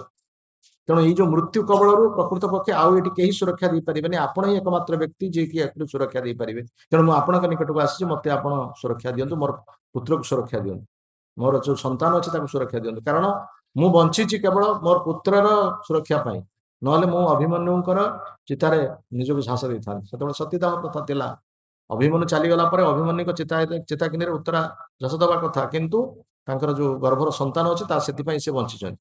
କିନ୍ତୁ ବର୍ତ୍ତମାନ ଯେ ଗର୍ଭର ସନ୍ତାନ ଅସୁରକ୍ଷିତ, ସେଥିପାଇଁ ସେ ପୁଣି ପ୍ରାର୍ଥନା କରୁଛନ୍ତି ଭଗବାନ ପାଖରେ, ଦେଖନ୍ତୁ ବର୍ତ୍ତମାନ ସେ ସନ୍ତାନ ମଧ୍ୟ ଅସୁରକ୍ଷିତ, ଆପଣ ମତେ କୌଣସି ପ୍ରକାର ଭାବରେ ସୁରକ୍ଷା ଦିଅନ୍ତୁ। ଆପଣଙ୍କ ବ୍ୟତୀତ ମୁଁ ଭାବି ପାରୁନାହିଁ ଜଗତରେ ମତେ ସୁରକ୍ଷା ଦେବ, କାରଣ ସମସ୍ତେ ଏଠି ମୃତ୍ୟୁ ଭୟରେ ଭୀତ, ଏଇ ଜଗତରେ ସମସ୍ତେ ମୃତ୍ୟୁ ଭୟରେ ଭୀତ। ମୃତ୍ୟୁ ହଉଛି ଏଭଳି ଏକ ବସ୍ତୁ ସମସ୍ତଙ୍କୁ ଭୟଭୀତ କରାଉଛି। ତେଣୁ ଆପଣଙ୍କୁ ମୃତ୍ୟୁ ଭୟ କରୁଛି। ତୃତୀୟ ସ୍କନ୍ଦ ଭାଗବତରେ କପିଳ ଦେବହୂତି କହିଛନ୍ତି, ମଦ ଭୟାତ ବାତି ବାତୟମ୍, ମଦ ଭୟାତ ସୂର୍ଯ୍ୟସ୍ତପତି, ମଦ ଭୟାତ ଇନ୍ଦ୍ର ବର୍ଷତି, ମଦ ଭୟାତ ମୃତ୍ୟୁଶ୍ଚରତି, ମଦ ଭୟାତ। ଏ କଥା କପିଳ ଦେବ ତାଙ୍କ ମା ଦେବହୂତି କହୁଛନ୍ତି, ମୋ ଭୟରେ ବାୟୁ ବହୁଛି, ମୋ ଭୟରେ ଇନ୍ଦ୍ର ବର୍ଷା କରୁଛନ୍ତି, ମୋ ଭୟରେ ମୃତ୍ୟୁ କାର୍ଯ୍ୟ କରୁଛି। ମୃତ୍ୟୁଶ୍ଚରତି ମତ ଭୟାତ, ମୃତ୍ୟୁ ତାର କାର୍ଯ୍ୟ କରୁଛି ମୋ ଭୟରେ। ତେଣୁ ଭଗବାନଙ୍କୁ ମୃତ୍ୟୁ ଭୟ କରୁଛି। ଯୋଉ ମୃତ୍ୟୁ ଅନ୍ୟମାନଙ୍କୁ ଭୟଭୀତ କରୁଛି, ସେଇ ମୃତ୍ୟୁ ମଧ୍ୟ ଭଗବାନଙ୍କୁ ଭୟ କରୁଛି। ତେଣୁ ଆପଣ ହିଁ ଏକମାତ୍ର ବ୍ୟକ୍ତି ଯିଏ ମୋ ପୁତ୍ରକୁ ସୁରକ୍ଷା ଦେଇପାରିବେ। ତେଣୁ ଆପଣଙ୍କ ନିକଟକୁ ମୁଁ ଆସିଛି। ଦେଖନ୍ତୁ ଉତ୍ତରା ଏଭଳି ଏକ ବୁଦ୍ଧିମତୀ ନାରୀ, ସେ ଯାଇପାରିଥାନ୍ତେ ଭୀମଙ୍କ ପାଖକୁ, ସେ ଯାଇପାରିଥାନ୍ତେ ଅର୍ଜୁନଙ୍କ ପାଖକୁ, ସେ ଯାଇପାରିଥାନ୍ତେ ଯୁଧିଷ୍ଠିରଙ୍କ ପାଖକୁ, ସେ ବା ନକୁଳଙ୍କ ପାଖକୁ ଯାଇପାରିଥାନ୍ତେ, ସହଦେବ, ସେମାନେ ତ ଜୀବିତ ଥିଲେ। ସେମାନଙ୍କ ପାଖକୁ ନ ଯାଇ କୃଷ୍ଣଙ୍କ ପାଖକୁ କାହିଁକି ଆସିଲେ? ଯେ କୃଷ୍ଣ ହଉଛନ୍ତି ଏକମାତ୍ର ରକ୍ଷାକର୍ତ୍ତା, ଆଉ କେହି ରକ୍ଷା କରିବାର ନାହିଁ। ଶରଣାଗତିର ଯୋଉ 6ଟି ଲକ୍ଷଣ ଭିତରେ ଗୋଟେ ଅଛି, ଆନୁକୂଲ୍ୟଶ୍ଚ ସଂକଳ୍ପ ପ୍ରାତିକୂଲ୍ୟଶ୍ଚ ବର୍ଜନ ରକ୍ଷଇଷ୍ୟତି ବିଶ୍ୱାସ। ଭଗବାନ ହିଁ ଏକମାତ୍ର ରକ୍ଷାକର୍ତ୍ତା, ଆଉ କେହି ଜଗତର ରକ୍ଷାକର୍ତ୍ତା ନାହାନ୍ତି। ଆମେ ଯାହାକୁ ରକ୍ଷାକର୍ତ୍ତା ବୋଲି ଭାବୁଛୁ, ସେମାନେ କେହି ଆମକୁ ସୁରକ୍ଷା ଦେଇପାରିବେ ନାହିଁ। এই ପ୍ରସଙ୍ଗରେ ପରୀକ୍ଷିତ ମହାରାଜଙ୍କୁ ସୁଖଦେବ ଗୋସ୍ୱାମୀ ମଧ୍ୟ କହିଛନ୍ତି, ଦେହାପତ୍ୟ କଳତ୍ରାଦିଷୁ ଆତ୍ମସନ୍ନେଷୁ ଅସତ୍ସୁ ଅପି ତେଷାଂ ପ୍ରମତ୍ତ ନିଧନଂ ପଶ୍ୟନ୍ନପି ନ ପଶ୍ୟତି। ଆମେ ସମସ୍ତ ଶରୀର ଉପରେ ବିଶ୍ୱାସ ରଖୁ, ଏ ଶରୀର ଆମକୁ ସୁରକ୍ଷା ଦେବ। ସେଥିପାଇଁ ଶରୀରକୁ ଆମେ ସୁସ୍ଥ ସବଳ କରୁଛୁ, ବ୍ୟାୟାମ କରୁଛୁ, ଯୋଗ କରୁଛୁ, ଏକ୍ସରସାଇଜ କରୁଛୁ। ଏ ଶରୀର ଆମକୁ ସୁସ୍ଥ ରଖିବ, ସୁବଳ ରଖିବ। କିନ୍ତୁ ଏଇ ଶରୀରଟା ହିଁ ଆମକୁ ପ୍ରଥମ ଧୋକା ଦଉଛି, ବା ଶରୀର ଆମକୁ ପ୍ରଥମେ ଧୋକା ଦଉଛି। ସେ ରୋଗଗ୍ରସ୍ତ ହଉଛି, ବ୍ୟାଧିଗ୍ରସ୍ତ ହଉଛି, ଜନ୍ମ ହଉଛି, ମୃତ୍ୟୁ ହଉଛି। କୌଣସି ପ୍ରକାର ଆମେ ଶରୀର ପରିବର୍ତ୍ତନକୁ ରକ୍ଷା କରିପାରୁନୁ। ଆମକୁ କଣ ଶରୀର ସୁରକ୍ଷା ଦେବ? ତାପରେ ଆମେ ଶରୀର ସମ୍ପର୍କିତ ବ୍ୟକ୍ତି ଯୋଉମାନେ, ସେମାନେ ଆମକୁ ସୁରକ୍ଷା ଦେବ ବୋଲି ଆମେ ଭାବୁଛେ। ପତ୍ନୀ ଆମକୁ ସୁରକ୍ଷା ଦେବ, ପୁତ୍ର ଆମକୁ ସୁରକ୍ଷା ଦେବ, କିନ୍ତୁ ସେମାନେ ସୁରକ୍ଷା ଦେବା ପରିବର୍ତ୍ତେ ଆମକୁ ଦୁଃଖ ଦଉଛନ୍ତି, ଆମକୁ କଷ୍ଟ ଦଉଛନ୍ତି। ସ୍ୱଜନାଖ୍ୟା ଦସ୍ୟୁ ବୋଲି କୁହାଯାଉଛି। ସେମାନେ ପ୍ରକୃତ ପକ୍ଷେ ଦସ୍ୟୁ ଯେମିତି କଣ କରେ, ଚୋରି କରେ, ଡକାୟତ କରେ, ଠିକ ସେଇଭଳି ସେମାନେ ଆମଠାରୁ ଶୋଷଣ କରୁଛନ୍ତି। ସେମାନେ କଣ ସୁରକ୍ଷା ଦେବେ? ଦେହାପତ୍ର କଳତ୍ର, ବନ୍ଧୁ କୁହାଯାଉଛି ସେମାନେ ବନ୍ଧୁମାନେ ଯୋଉମାନେ ଆମକୁ ସୁରକ୍ଷା ଦେବେ। ବନ୍ଧୁ ହଉଛନ୍ତି ପ୍ରକୃତରେ ଏ ଜଗତରେ କେହି ନାହାନ୍ତି, ଇଏ ହଉଛି ବନ୍ଧୁହୀନ ଜଗତ। ତେଣୁ ସେମାନେ କେହି ସୁରକ୍ଷା ଦେଇପାରିବେନି। ଆତ୍ମସନ୍ନେଷୁ ଅସତ୍ସୁ ଅପି ତେଷାଂ ପ୍ରମତ୍ତ ନିଧନଂ ପଶ୍ୟନ୍ନପି ନ ପଶ୍ୟତି। ପ୍ରତ୍ୟେକ ମୁହୂର୍ତ୍ତରେ ଏଇ ଜଗତରେ କେହି ନା କେହି ଜଣେ ମୃତ୍ୟୁ କବଳରେ ପଡୁଛି। ଏକୁ ସବୁ ଦେଖିକି ମଧ୍ୟ ଆମେ କେବେ ବିଶ୍ୱାସ କରିପାରୁନୁ ଯେ ଆମର ମଧ୍ୟ ସେଇ ଅବସ୍ଥା ହବ। ଧର୍ମବକ୍ର ଯେମିତି ଯୁଧିଷ୍ଠିର ମହାରାଜଙ୍କୁ ପ୍ରଶ୍ନ ପଚାରିଥିଲେ, କିମ୍ ଆଶ୍ଚର୍ଯ୍ୟ, ଏ ଜଗତରେ ଆଶ୍ଚର୍ଯ୍ୟ ବସ୍ତୁ କଣ ଅଛି? ଯୁଧିଷ୍ଠିର ମହାରାଜ ତାର ଉତ୍ତର ଦେଇଥିଲେ, ଅହନି ଅହନି ଭୂତାନି ଗଚ୍ଛନ୍ତି ଯମ ମନ୍ଦିରମ୍ ଶେଷା ଜୀବିତୁମ୍ ଇଚ୍ଛନ୍ତି କିମ୍ ଆଶ୍ଚର୍ଯ୍ୟ ମତ ପରମ୍। ପ୍ରତ୍ୟେକ ମୁହୂର୍ତ୍ତରେ ଆମେ ଦେଖୁଛେ କେହି ନା କେହି ଯମର ଆଳୟକୁ ଯାଉଛି। ପ୍ରତ୍ୟେକ ପରିବାରରେ କେହି ନା କେହି କେତେବେଳେ ମୃତ୍ୟୁ କବଳରେ ପଡୁଛି, କିନ୍ତୁ ତାହାକୁ ଦେଖିକି ମଧ୍ୟ ଆମେ କେବେ ଭାବି ପାରୁନା ଯେ ଆମର ଅବସ୍ଥା ମଧ୍ୟ ସେଇଆ ହବ। ଯୋଉଦିନ ଜଣେ କି ମୃତ୍ୟୁ ମୁଖରେ ପଡୁଛି, ଆମେ ସେତେବେଳେ କହୁଛେ ଆହା ଲୋକଟା ଚାଲିଗଲା, ଜୀବନଟା ହଉଛି ଏଇ ପ୍ରକାର, ଆମର ମଧ୍ୟ ସେଇଭଳି ହବ। ସେ ଗୋଟିଏ ଦିନ, ଯାହା କୁହାଯାଏ ଶ୍ମଶାନ ବୈରାଗ୍ୟ। ତାପରେ ପୁଣି ଯୋଉ କଥାକୁ ସେଇ କଥା, ପୁରା ସମ୍ପୂର୍ଣ୍ଣ ଭାବେ ଭୁଲିଗଲେ, ପୁଣି ସଂସାର ଉପରେ ଆସକ୍ତ ହେଇଗଲେ। ତେଣୁ ଇଏ ହଉଛି ସବୁଠାରୁ ଆଶ୍ଚର୍ଯ୍ୟକର। ୟାଠାରୁ ଆଉ ଆଶ୍ଚର୍ଯ୍ୟକର ବସ୍ତୁ କଣ ଅଛି? ସେ ସାହା ଜୀବିତୁମ୍ ଇଚ୍ଛନ୍ତି କିମ୍ ଆଶ୍ଚର୍ଯ୍ୟ ଅତଃପରମ୍। ଆମେ ଦେଖିକି ମଧ୍ୟ ଆମେ ଦେଖିପାରୁନେ ଯେ ସେ ସିନା ମରିଗଲା, ଆମେ ମରିବାନି। କିନ୍ତୁ ଉତ୍ତରା ଦେବୀ ଜାଣିକି କୃଷ୍ଣଙ୍କ ପାଖରେ ପହଞ୍ଚିଲେ, କହିଲେ ଆପଣ ହିଁ ମୃତ୍ୟୁ କବଳରୁ ସୁରକ୍ଷା ଦେବେ, ଆଉ କେହି ସୁରକ୍ଷା ଦେଇପାରିବେନି। ସେତେବେଳେ ଭଗବାନ କୃଷ୍ଣ ଗୋଟେ କ୍ଷୁଦ୍ରକା ବୃଦ୍ଧାଙ୍ଗୁଷ୍ଟି ରୂପ ପ୍ରାପ୍ତ ହେଇକି ସେ ଉତ୍ତରା ଗର୍ଭ ଭିତରୁ ପ୍ରବେଶ କଲେ ଏବଂ ସୁଦର୍ଶନ ଚକ୍ର ଦ୍ୱାରା ପରୀକ୍ଷିତ ମହାରାଜଙ୍କୁ ନବଜୀବନ ପ୍ରଦାନ କରିଛନ୍ତି, ଯୋଉଟାକୁ ପରୀକ୍ଷିତ ମହାରାଜ ଦେଖିଛନ୍ତି। ପରୀକ୍ଷିତ ମହାରାଜ ତାଙ୍କୁ ଦର୍ଶନ କରିଛନ୍ତି ଯେ କିଭଳି ଭାବରେ ସେ ନୂତନ ଜୀବନ ପାଇଲେ, ନହେଲେ ତ ମୃତ୍ୟୁବରଣ କରିଥିଲେ ପରୀକ୍ଷିତ ତା ଭିତରେ। କିନ୍ତୁ ତାହାକୁ ଦେଖିଛନ୍ତି ପରୀକ୍ଷିତ ଏବଂ ତାହାକୁ ଦେଖିଛନ୍ତି କୁନ୍ତି, ଆଉ ଅନ୍ୟ କେହି ଦେଖିପାରୁନାହାନ୍ତି। କୁନ୍ତି ଦେବୀ ତାହାକୁ ଦେଖିଛନ୍ତି ଯେ କିଭଳି ଭାବରେ କୃଷ୍ଣ ବସିଛନ୍ତି ରଥରେ ଯିବା ପାଇଁ ଦ୍ୱାରକା, କାରଣ ଯୁଦ୍ଧ ସରିଯାଇଛି। ଯୁଧିଷ୍ଠିର ମହାରାଜଙ୍କୁ ସିଂହାସନ ଦିଆଯାଇଛି। ଯୁଧିଷ୍ଠିର ମହାରାଜ ସିଂହାସନ ପାଇସାରିଲା ପରେ ଆଉ କିଛି ତାଙ୍କର କାର୍ଯ୍ୟ ନାହିଁ। ବର୍ତ୍ତମାନ ଦ୍ୱାରକାକୁ ଯିବେ, ନିଜ ପତ୍ନୀ ମାନଙ୍କର କଥା ବୁଝିବେ, ସବୁ ପ୍ରକାର ବ୍ୟବସ୍ଥା ସରିଛି। କୃଷ୍ଣ, ଭଗବାନ କୃଷ୍ଣ ବସିଛନ୍ତି ରଥ ଉପରେ। ଏ ସମୟରେ ଉତ୍ତରା ଆସିକି କୃଷ୍ଣଙ୍କ ପାଖରେ ଅନୁରୋଧ କରୁଛନ୍ତି ଯେ ମତେ ରକ୍ଷା କରନ୍ତୁ, ଏବଂ ସେ ସମୟରେ ଭଗବାନ କୃଷ୍ଣଙ୍କ ସହିତ ପରୀକ୍ଷିତଙ୍କର କିଛି ସମ୍ପର୍କ ନାହିଁ। ସେ ସମୟରେ ପରୀକ୍ଷିତଙ୍କୁ ରକ୍ଷା କରିବାକୁ ଯାଇ ଭଗବାନ ଉତ୍ତରା ଗର୍ଭରେ ପ୍ରବେଶ କରିକି ପରୀକ୍ଷିତ ମହାରାଜଙ୍କୁ ସୁରକ୍ଷା ପ୍ରଦାନ କରୁଛନ୍ତି, ଯାହାକୁ କୁନ୍ତି ଦେବୀ ଦେଖିଛନ୍ତି ଏବଂ ଦେଖିକି ବର୍ତ୍ତମାନ ସ୍ଥିତି ସେ ଆରମ୍ଭ କରୁছে। ଏଇଠୁ ପ୍ରସଙ୍ଗ ଆରମ୍ଭ ହେଲା। କୁନ୍ତି ଦେବୀ ବର୍ତ୍ତମାନ ପ୍ରାର୍ଥନା କରୁଛନ୍ତି, ଯୋଉ କୁନ୍ତୀଙ୍କୁ ଭଗବାନ କୃଷ୍ଣ ସର୍ବଦା ପ୍ରଣାମ କରନ୍ତି। କୁନ୍ତି ହଉଛନ୍ତି ତାଙ୍କର ପିଉସୀ, ତାଙ୍କର ବାପାଙ୍କର ସେ ହଉଛନ୍ତି ଭଉଣୀ। ସର୍ବଦା କୃଷ୍ଣ କୁନ୍ତୀଙ୍କୁ ପ୍ରଣାମ କରନ୍ତି, ଆଜି କୁନ୍ତି କୃଷ୍ଣଙ୍କୁ ପ୍ରଣାମ କରୁଛନ୍ତି। କଣ ଦେଖିଲେ କୃଷ୍ଣଙ୍କ ପାଖରେ? ଏଇଠୁ ଆରମ୍ଭ ହେଇଛି ତାଙ୍କର ପ୍ରାର୍ଥନା, ସ୍ତୁତି, କୁନ୍ତୀଙ୍କର ସ୍ତୁତି। 18 ଶ୍ଲୋକ ଠାରୁ, ଭାଗବତର 8ମ ଅଧ୍ୟାୟର 18 ଶ୍ଲୋକ ଠାରୁ ଆରମ୍ଭ କରି 43 ଶ୍ଲୋକ ପର୍ଯ୍ୟନ୍ତ 25ଟି ଶ୍ଲୋକ ରହିଛି କୁନ୍ତୀଙ୍କର ସ୍ତୁତି। ପ୍ରଥମ ସ୍ତୁତି ହଉଛି, ସିଏ କହୁଛି, ପ୍ରଣାମ କରୁଛନ୍ତି ଭଗବାନ କୃଷ୍ଣଙ୍କୁ। ଆମେ ପ୍ରଥମେ ପ୍ରଣାମ କରିବା ଉଚିତ। ଭାଗବତ ପ୍ରଥମ ଶ୍ଲୋକ, ଜନ୍ମାଦସ୍ୟ ଯତ ଅନ୍ୟାଦି ଇତରଶ୍ଚାର୍ଥେ ତୁ ଅଭିଜ୍ଞ ସ୍ୱରାଟ୍ ତେନେ ବ୍ରହ୍ମ ହୃଦାଜ ଆଦି କବୟ ଯଦ ମୁହ୍ୟନ୍ତି ସୁରୟ तेज बारिमुदा यत्र त्रिसर्ग मुषा धाम्ना स्वेन स्वेद कुहुक निरस्तं सत्यं परं धीमहि। ओम नमो भगवते वासुदेवाय। प्रथमे भागवत आरंभ, प्रथमे आम भगवान को प्रणाम करिचे एवं जो भगवान होचन सबु किछिर उत्स, आमर प्रथमे आमर उत्स को जानिया दरकार। आमे निजर उत्स को जानिने, आमे कोठार सृष्टि हेछि से कथा जानिने, किंतु आमे निजे एटी कहूचे केमति भलरे खाइबा, भलरे सोइबा, भलरे मैथुन क्रिया करिबा, भलरे आत्मरक्षा करिबा, एथिरे आमे जीवन व्यस्त रहिछि। किंतु कुंती देवी प्रथम देखंतु तां प्रणाम करूचंती, नमस्ते पुरुषम त्वाद्यम। हे भगवान, आपण होचंत आदि पुरुष, मु वर्तमान आपण प्रणाम करूची, कारण ए सृष्टि पूर्व केही नथिले, आपण ही थिले प्रथमे। आपण होचंत आदि पुरुष, ब्रह्मा मध्य, जो ब्रह्मा को आमे सृष्टिकर्ता बोली कहूचे, से ब्रह्मा मध्य जतबे सृष्टि होचंत से मध्य आपण को प्रणाम करूचंती। गोविंदम आदि पुरुषम तमहं भजामि, चिंतामणि प्रकर सद्मसु कल्पवृक्षम लक्ष्यावृतेषु सुरभि रविपालयंतम लक्ष्मी सहस्र शत संभ्रम सेव्यमानम गोविंदम आदि पुरुषम तमहं भजामि। ब्रह्मा मध्य से प्रभु को उद्देश्य कहते आपण होचंत आदि पुरुष, आपण होचंत मूल, आपणक ठारू ही सब किछि सृष्टि हेछि, कारण समग्र जगत सेतळे जलमय थिला। आपण कारणाधिशायी विष्णु रूप रे आसिले ए जगत रे, ए सागर रे शयन कले। आपणकर निश्वास रु कोटि कोटि ब्रह्मांड सृष्टि हला एवं से ब्रह्मांड मध्य आपण गर्भोदकशायी विष्णु रूप रे प्रवेश कले एवं से गर्भोदकशायी विष्णुकर नाभिरु एक पद्म जात हला एवं से पद्मरु मु जात हेले, ब्रह्मा जात हेले।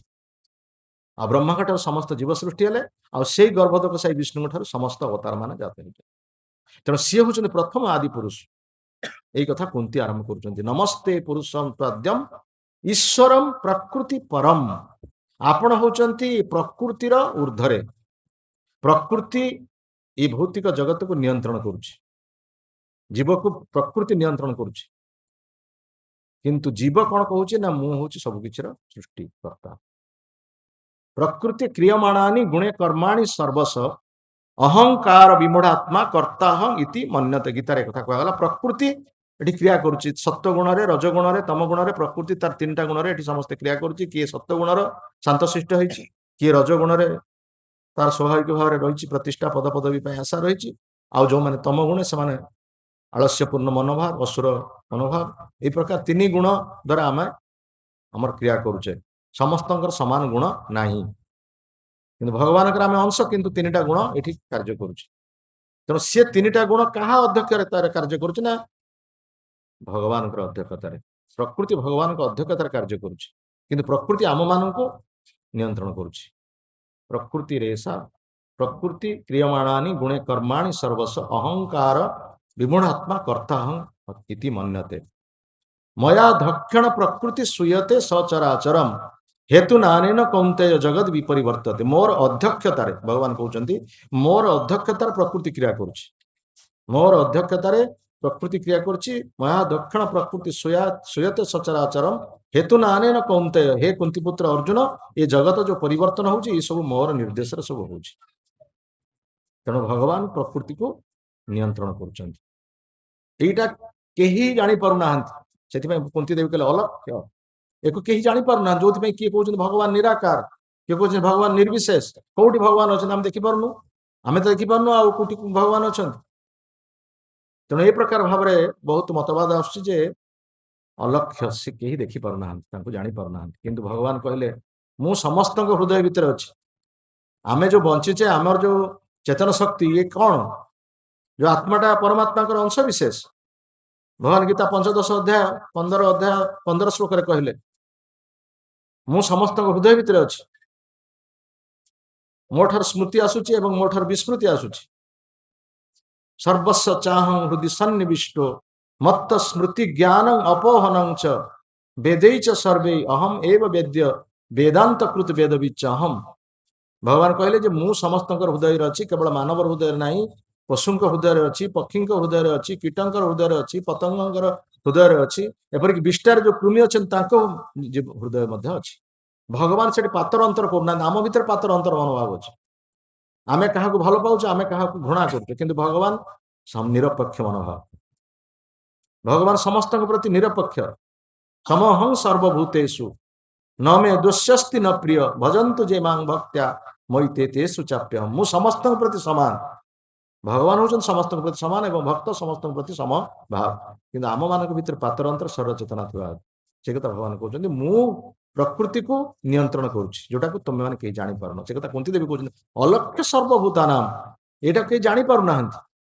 ମୁଁ ଅନ୍ତର ଭିତରେ ଅଛି ଏବଂ ବାହାରେ ଅଛି। ହୃଦୟ ଭିତରେ ଅଛନ୍ତି ପରମାତ୍ମା ରୂପରେ ଏବଂ ବାହାରେ ମଧ୍ୟ ରହିଛନ୍ତି। ଯେମିତି ବର୍ତ୍ତମାନ ଦେଖୁଛନ୍ତି କୁନ୍ତି ଦେବୀ ରଥ ଉପରେ ଅଛନ୍ତି କୃଷ୍ଣ ଏବଂ ଉତ୍ତରା ଗର୍ଭ ଭିତରେ ମଧ୍ୟ ଅଛନ୍ତି। ଭଗବାନ 16,108 ରୂପରେ ବିସ୍ତାର କରିଛନ୍ତି, ସେଇଥିପାଇଁ ଯୋଗେଶ୍ୱର ବୋଲି ତାଙ୍କୁ କୁହାଯାଏ। ଗୀତାର ଶେଷ ଶ୍ଲୋକରେ କହିଲା ଯତ୍ର ଯୋଗେଶ୍ୱର କୃଷ୍ଣ। ଭଗବାନ ହଉଛନ୍ତି ଯୋଗର ଈଶ୍ୱର। ଯେଉଁମାନେ କିଛି ଯୋଗ ସିଦ୍ଧି ପାଇଛନ୍ତି ସେ କୃଷ୍ଣଙ୍କ ଠାରୁ କିଛି ଯୋଗ ଶକ୍ତି ମ୍ୟାଜିକ ପାଇଛନ୍ତି, ଯାହା ଫଳରେ ନିଜର ଯୋଗ କ୍ରିୟା ପ୍ରଦର୍ଶନ କରୁଛନ୍ତି।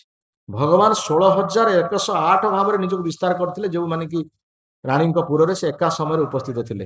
ଏଭଳି କ୍ରିୟା କିଏ କରିପାରିବ? ବହୁତ ଲୋକ କହୁଛନ୍ତି କାହିଁକି ସେ 16,108 ସ୍ତ୍ରୀ ବିବାହ କଲେ? ଆମେ ତ ଗୋଟିଏ ସ୍ତ୍ରୀ ବିବାହ କରିକି ଆମେ ସନ୍ତୁଷ୍ଟ କରିପାରୁନୁ, ସିଏ କାହିଁ ଏତେ ସ୍ତ୍ରୀ ବିବାହ କରିବେ?